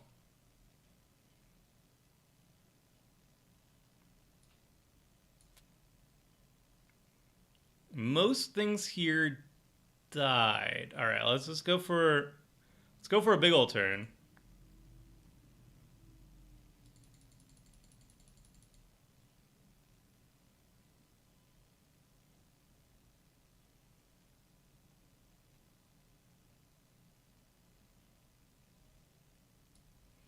All right, so we're at 5. Do we need to exile the Force of Despair? Or do we need to exile Force of Despair? So this would be 3. So we have 7, 8, and 9 mana right now. So we could do Force of Despair 6, Cabal Ritual plus 3, so 9. Defile, 7, and then we still have Thrilling Encore. So I think that is correct. I don't think we exiled the Diabolic Tutor. So let's go for that.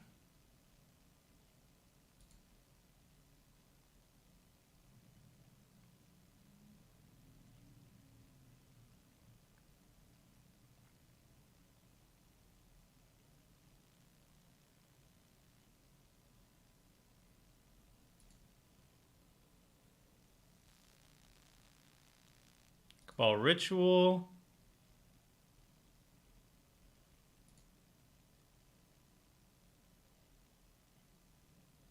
Oh, I guess we go backwards, right? Leon's Triumph.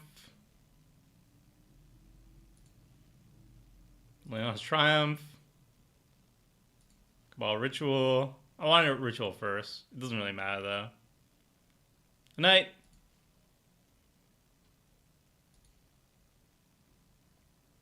Alright, let's cast the Ritual.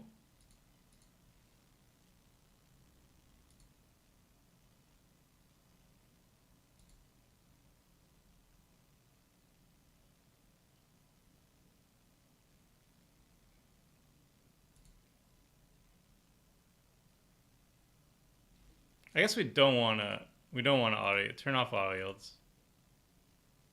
Get him out.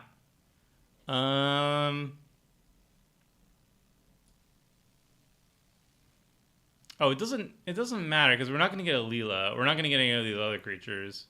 But I guess it does kill a bunch of things. Nah, it's not worth it.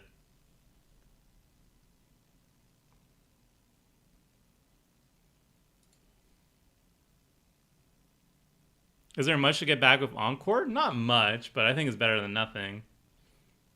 Let's kill the Whirler Rogue.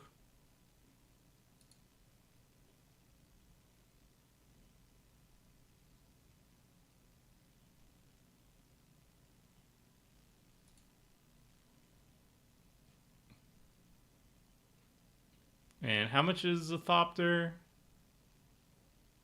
Eh. What's this other thing? We could defile again and kill the Thopter.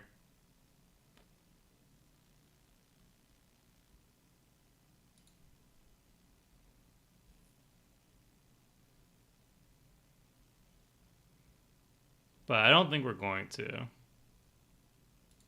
going to say no to these. We'll just cast Thrilling Encore now. Yeah, we'll get some life back from Daxus and whatnot. Although I guess this kind of sucks.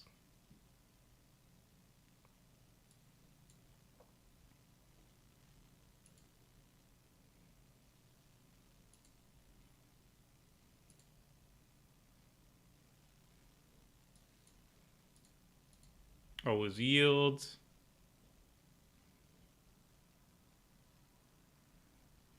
Maybe we should have killed the Shimmerwing. Because it's going to go back to the hand. No, Alila will go to the command zone, yeah. But we gained some life. This is nice. This I approve of.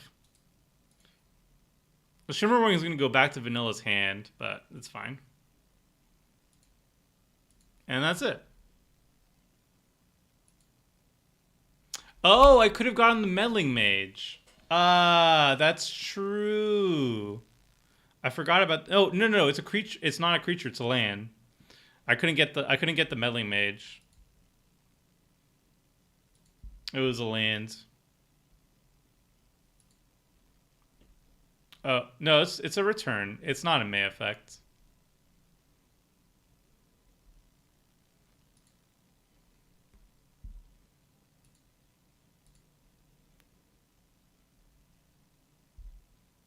I feel like Tomer will time out. I mean, it's possible. I am taking the bulk of the time.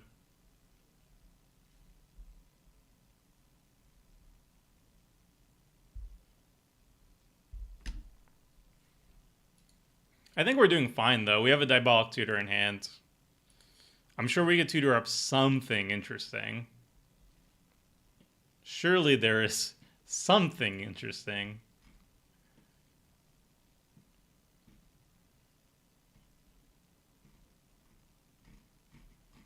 I'm not sure what, but it's something. Guess let's just yield to here. Oh, up to 1. Oh, am I just wrong? Yeah, up to 1. Okay, you're right. You're right, chat. You're right. Okay, it's better than I thought. Okay. All right. Well, I mean that means we can start killing people.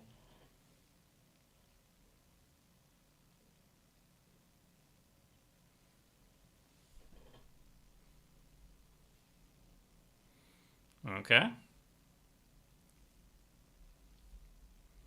Now Sentaro is at it again. I wonder if we can... I think we can start killing people. This does actually feel a lot better gameplay-wise than the last days. I mean, I'm getting to do a lot of cool things. I don't think Toshiro's that bad. I think he's doing a lot better here. He's clearly not insane, but I think he's doing some sweet things that I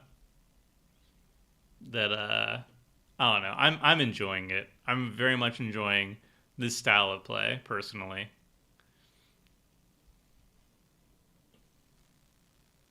I'm not sure what we'll tutor for. Is there anything particularly good to tutor up? I don't think I don't think there is. All right. Cancel.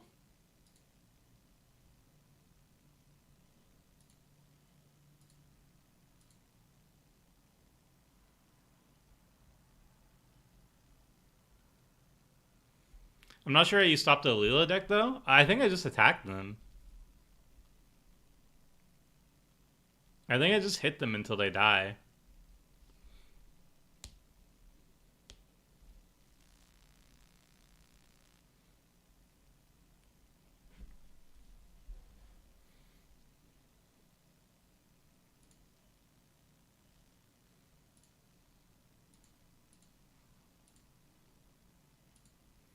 Let's start like that. Cast Diabolic Tutor.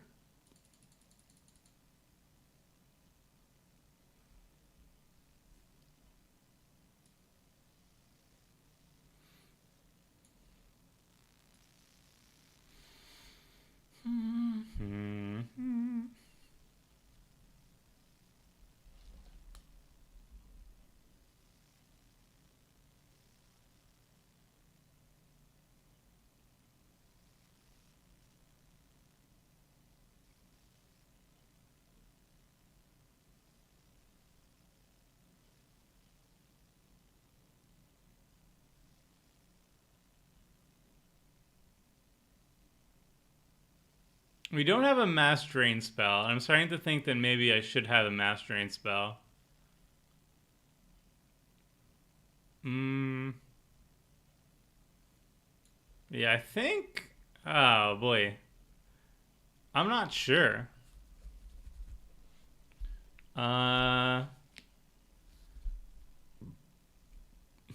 Maybe we just grab... Maybe we just grab a Sepulchre Primordial. I think the Primordial is pretty sweet. We'll just get value. Getting the value. I think this is fine.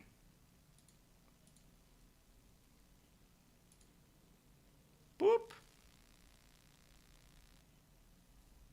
Way to reuse Torment would be nice. Yeah. Scry 2? Okay.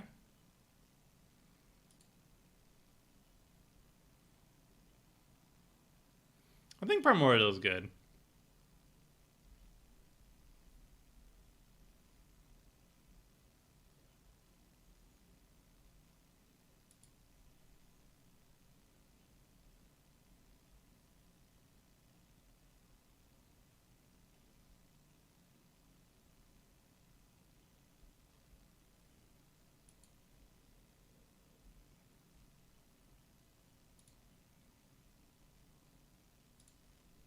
Yoink. Yoink.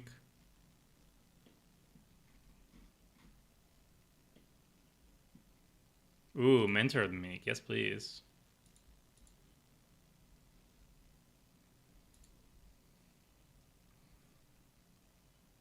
Thoughts on Peer into the Abyss for this deck? It might be good. I'm not sure. We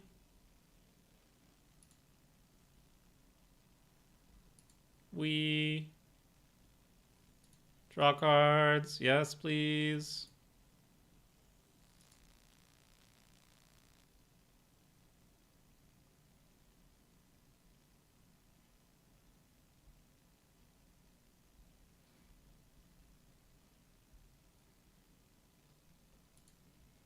This is a $100 deck list. Yeah, it's in the video description below. You can see the deck list for yourself.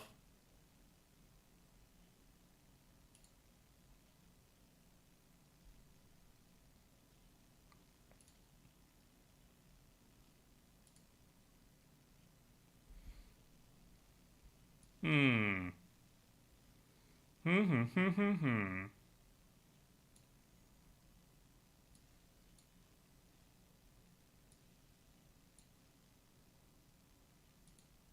Let's equip this to this.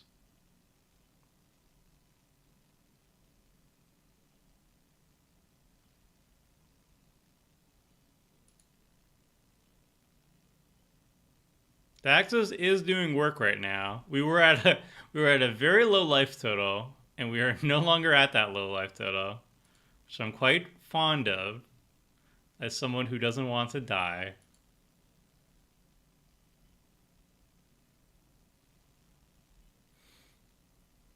Okay, do we attack? We attack.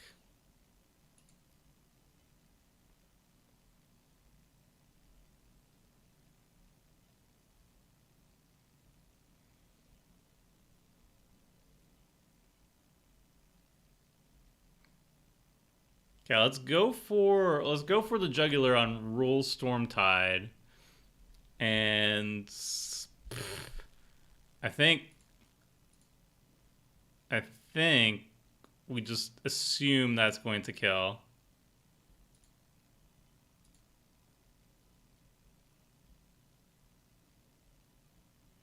Yeah. Yeah, this is good. This is good.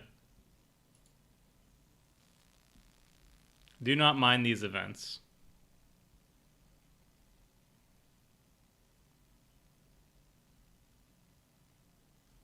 What? He has blockers?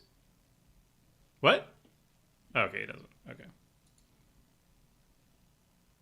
Still scared of that ley line? I mean, they still have the Kineos. They have a ley line of anticipation, dictative crew fix. I feel like they could still have trickery. And I mean, if I can take out one, if I'm way ahead on board, I think it's always correct to start taking out your opponents, because that limits the amount of answers your opponents can have to deal with your board state. So that is my thought process there, at the very least.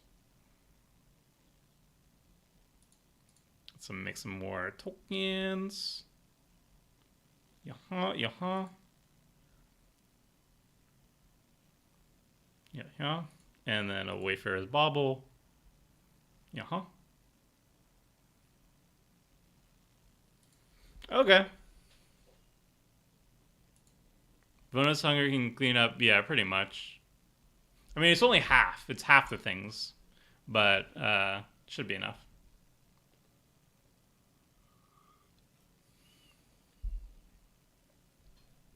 Message redacted. Interesting. You saw the line of killing me. I'm sorry, Hunter. It was a GG. Balls expertise. Balls. I'm okay with this. Yeah. Yeah, fine. You got it.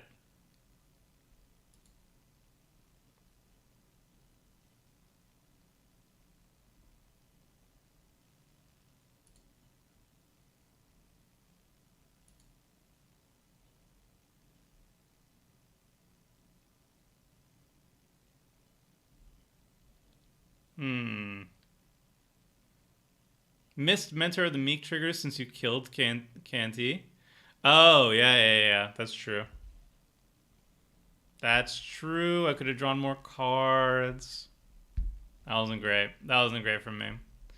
Hey, Tomer, this past week someone played Silence and Thassa's Oracle and Consultation. After Consultation resolved, activates Savala's Parlay and killed them. Hilarious. Nice. Killing them with card draw. Alright, Phyrexian Metamorph. Bang.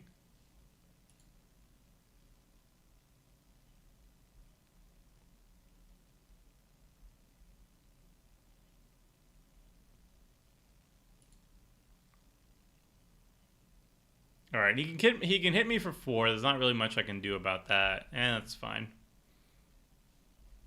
All right, get smacked. I'm still at a healthy life total. I don't really matter. I don't really care too much.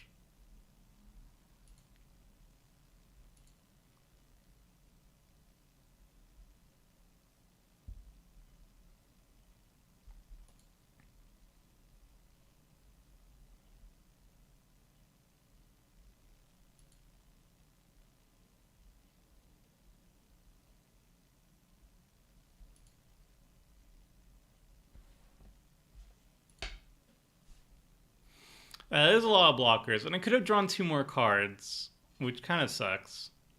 Off the mentor, which might have been relevant. Oh well. I did want to see if it actually resolved though. It could have been my stuff could have been altered if. I guess I had too much mana now. I'm just making excuses. I should have cast the Burnished Heart and the Wayfarer's Ball before I attacked. I just forgot about who controlled the mentor. All right, Arcanist Owl. I only play it to help you draw cards. I appreciate it. Card draw was well taken care of. Thank you. Wow, that's my weekend. How's it going? It's going pretty well so far. This is the best that Toshiro has been looking after 3 streams. This is third time's the charm to get Toshiro actually functioning. So I think Toshiro is actually decent. It's just, unfortunately, it just was not doing decent things. But now it is. Now it's doing good.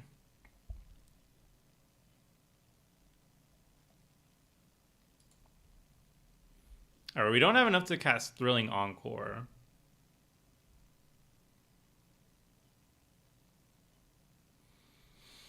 Which makes me think maybe I hold off on the Vona's Hunger until next turn.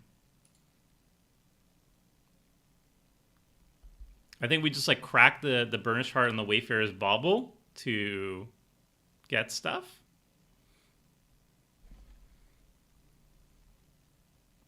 Shiro can't pose for the camera because he's blind. Give him a break. I think he's not blind in this this artwork, but he does go blind in the story. Yeah, near the end.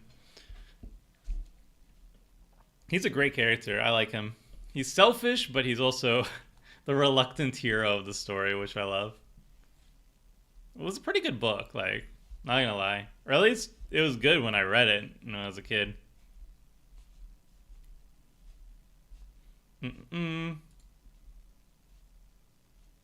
I'd see Toshiro finally shows what I could do. I'll be going for tonight. Good night, Lucas. Have a good one. Yeah. I mean, my clock has been running pretty bad. Maybe this deck should have stuff for the past. Uncommon, mana, exile X card from your card, drain them for X, gain Lex. That could be good, yeah. I'll look into it. I think an Exsanguinate could also just be good. Sure has quite a bloodline. I mean, one of his what's it called? Not ancestor, the opposite way. One of his progeny actually killed Nicol Bolas in the storyline, which is pretty epic. The progeny, I think it's Tetsuo Umezawa, which is like of the lineage of Toshiro Umezawa, ends up killing Nicol Bolas at the height of his power, pre-mending, which is insane. Oh, this is a thing. I forgot about that. Ugh. Fine. Have it your way, I suppose. I forgot about that thing.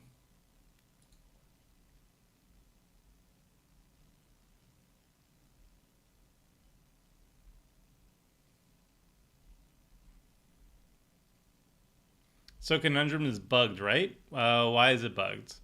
Whenever land that player had another land enter the battlefield under control this turn. Oh yeah, it shouldn't be. It shouldn't be bouncing both lands, right? It should only be bouncing one of them. So I think it is bugged. Okay, Cryptgas is a start. Cryptgas is a start. Okay, so let's play lands. Tappa Tappa. Tappa. Whoop. Play Cryptgas. Yeah, I don't think it should have been sent back to hand. I think that is not how it's supposed to work. I think the second one should have went back to hand if it was correctly done. Let's Tappa Tappa. Let's Vonus Hunger.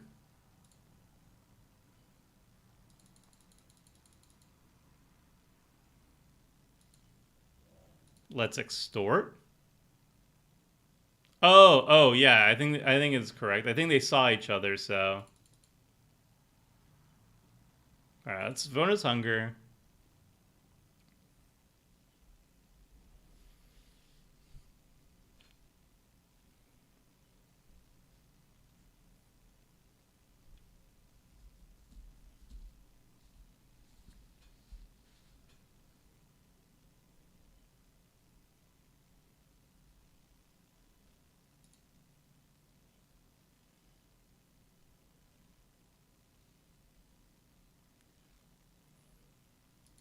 I guess we just like target Undying Evil a bunch of times because that's what I plan on getting.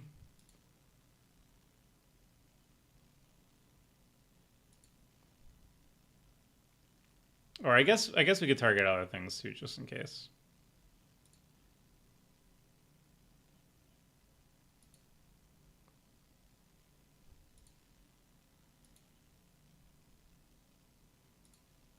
All right, we target this a bunch of times. His not predecessor. His progeny, his lineage, his descendant. That's the word. That is the word that I wanted. All right, this is. I guess we don't need this, so let's pay like so. Pay 1 for Cryptgas. Gain more life. Boop boop boop.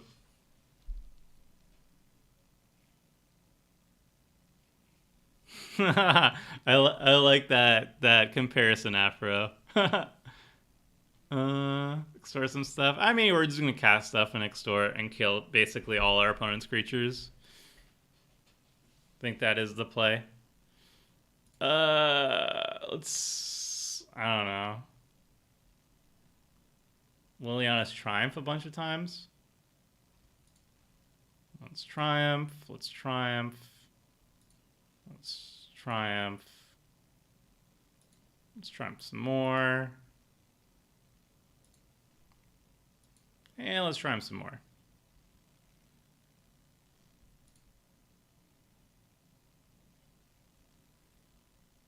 We'll pay 1 for Cryptgas's ability. Oh, Moto's lagging a bit. Moto's not liking this.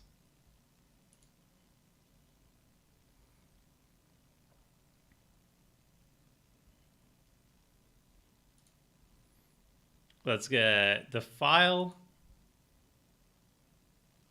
And get the file.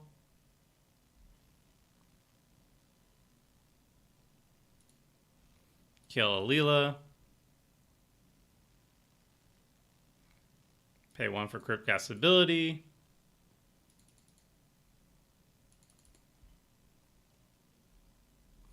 I don't think the Thrilling Encore gets anything that interesting, unfortunately. But we'll see.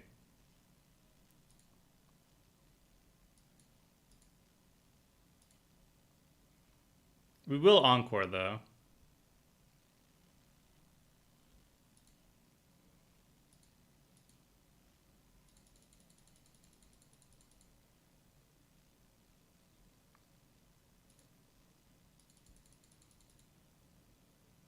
Okay, and then the rest resolves.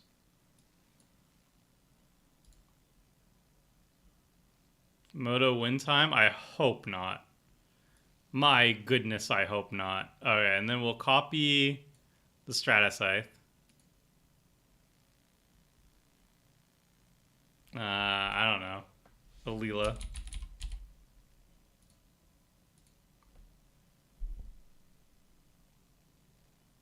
Oh my goodness. Oh no. Oh my. Yeah, this is a stack. All right. And then auto yield to this. Pontiff might be good. Okay, we didn't hit anything with that. Auto yield to this. Get a swamp.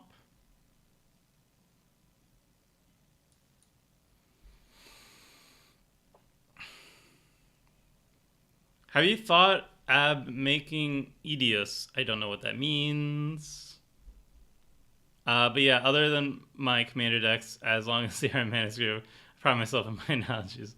It was a sick one. It was so valid. But that particular part worked correctly. Okay. Fair. Let's equip this to this. And I think we are done. I think we swing for lethal. So Ink gets 2, 4, 7. And then V gets 14, 28. An amount? I don't know. My brain is stopping. They get that much. They get that much sent at them.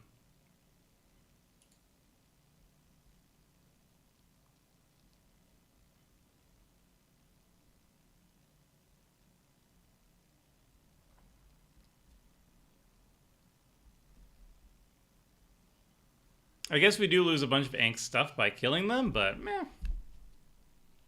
Whatever.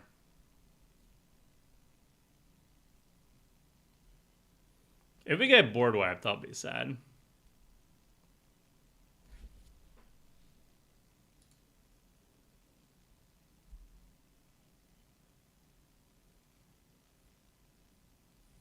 Oh, that was enough. Yay! We did it, chat! We got there. Whew! Third time's apparently the charm. Finally, there is a kill.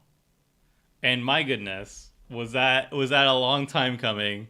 We had 3 streams. First one, it was a lopsided games, threw that out. Second time, yesterday, we had some 3 really sweet decks that were really nicely, power level wise, they were great, they were unique, they were interesting. But us, on our point of view, we still did nothing. We just did not play the game. And then this time, however, finally Toshiro manages to do some interesting things, kills a bunch of stuff. Yes, all it took was 3 nights, and perhaps my opponents being a little bit nice to me. Hopefully they weren't being too nice to me. I want to believe that I earned that victory all by myself with no help. But yeah, that was quite the roller coaster. I think the deck is actually like legitimately sweet. It's not insane. Obviously, it's not insane. It's not going to do anything too crazy. And yes, there are things we can do a little bit better. I might want to swap around maybe some of the budget. Maybe cut the primal amulets and get that exsanguinate in. I think exsanguinate a second big X spell might be what the doctor ordered to make this deck a little bit more consistently winning the game. But as it is, I think it did fine. It did pretty good. I'm pretty happy with it. I like the playstyle a lot because it's a very unique style of spell slinger. It's a very unique commander, so it's always fun to like play a commander that has like a cool background to it. Like I love the artwork. I like the character a lot from the books, so I already have an attachment to him from that. The ability is incredibly unique. So it was just really cool to build a deck around. Is it the strongest deck ever? Probably not. Probably not the strongest deck ever, but it has a lot of like charm to it that I really enjoy. An Umezawa charm, you might even say. Hey, hey, hey. But yeah, I think the deck was fun. It has its faults, or it has its flaws rather. But I think overall it should function more like this than it did the other two nights. So that is kind of interesting to see how it pans out when it actually does hit a lot of its card draw, hit a lot of its tutors, and is able to like wombo combo with a bunch of Umezawa flashbacks. So I think the deck, I think this was a good footage showcase. Obviously, I'm not going to showcase any of the games from previous streams. So anybody who doesn't watch the streams and only watches the abridged gameplay will think I'm just like a god, and Toshiro's a fantastic, unbeatable commander, as is tradition. Everybody who's been sticking around me for the long haul will know the dire truth. But regardless, I think like this was a cool showcasing of what the deck can do. I don't think it was like a lopsided game. I think the game itself was fairly interesting. So I'm happy with it. Finally, we got that footage. That means tomorrow I can start working on editing the gameplay, hopefully getting it out by Tuesday, maybe Wednesday. The abridged thingy of it. Basically, just like the footage, as long as the game, however long the game is, it usually takes quadruple amount of that in terms of hours to actually get it done. So however long this game was, I'm not even sure how long it was. I think it was under 2 hours though. I think it was like an hour and a half. So it shouldn't be too bad. Why did he moon the mage? Oh, I have no idea. In that case, spite. I forgot I had two similar effects there, and I was being attacked. All right. Well, I didn't concern mooning Elking Toshiro, but Alila token seemed more likely to kill me in the air. I think Elking Alila and mooning Toshiro would have been pretty backbreaking for the both of us. When Toshiro didn't get elked or moon, that basically gave me that opening. Which I mean, I'm thankful for, Hunter. Thank you for that. but yeah, that definitely was the make or break moment for the deck. I think because I had like this big thrilling encore turn that was allowed to go off from that, which is great for me. It allowed Toshiro to do things too, which I was happy for. So that was cool stuff, everyone. It is 11:23 p.m. for me, and I do have work tomorrow morning. So it is a short stream today, but remember, it was a bonus stream. I will be back, though, Wednesdays, 6 p.m. Eastern Time.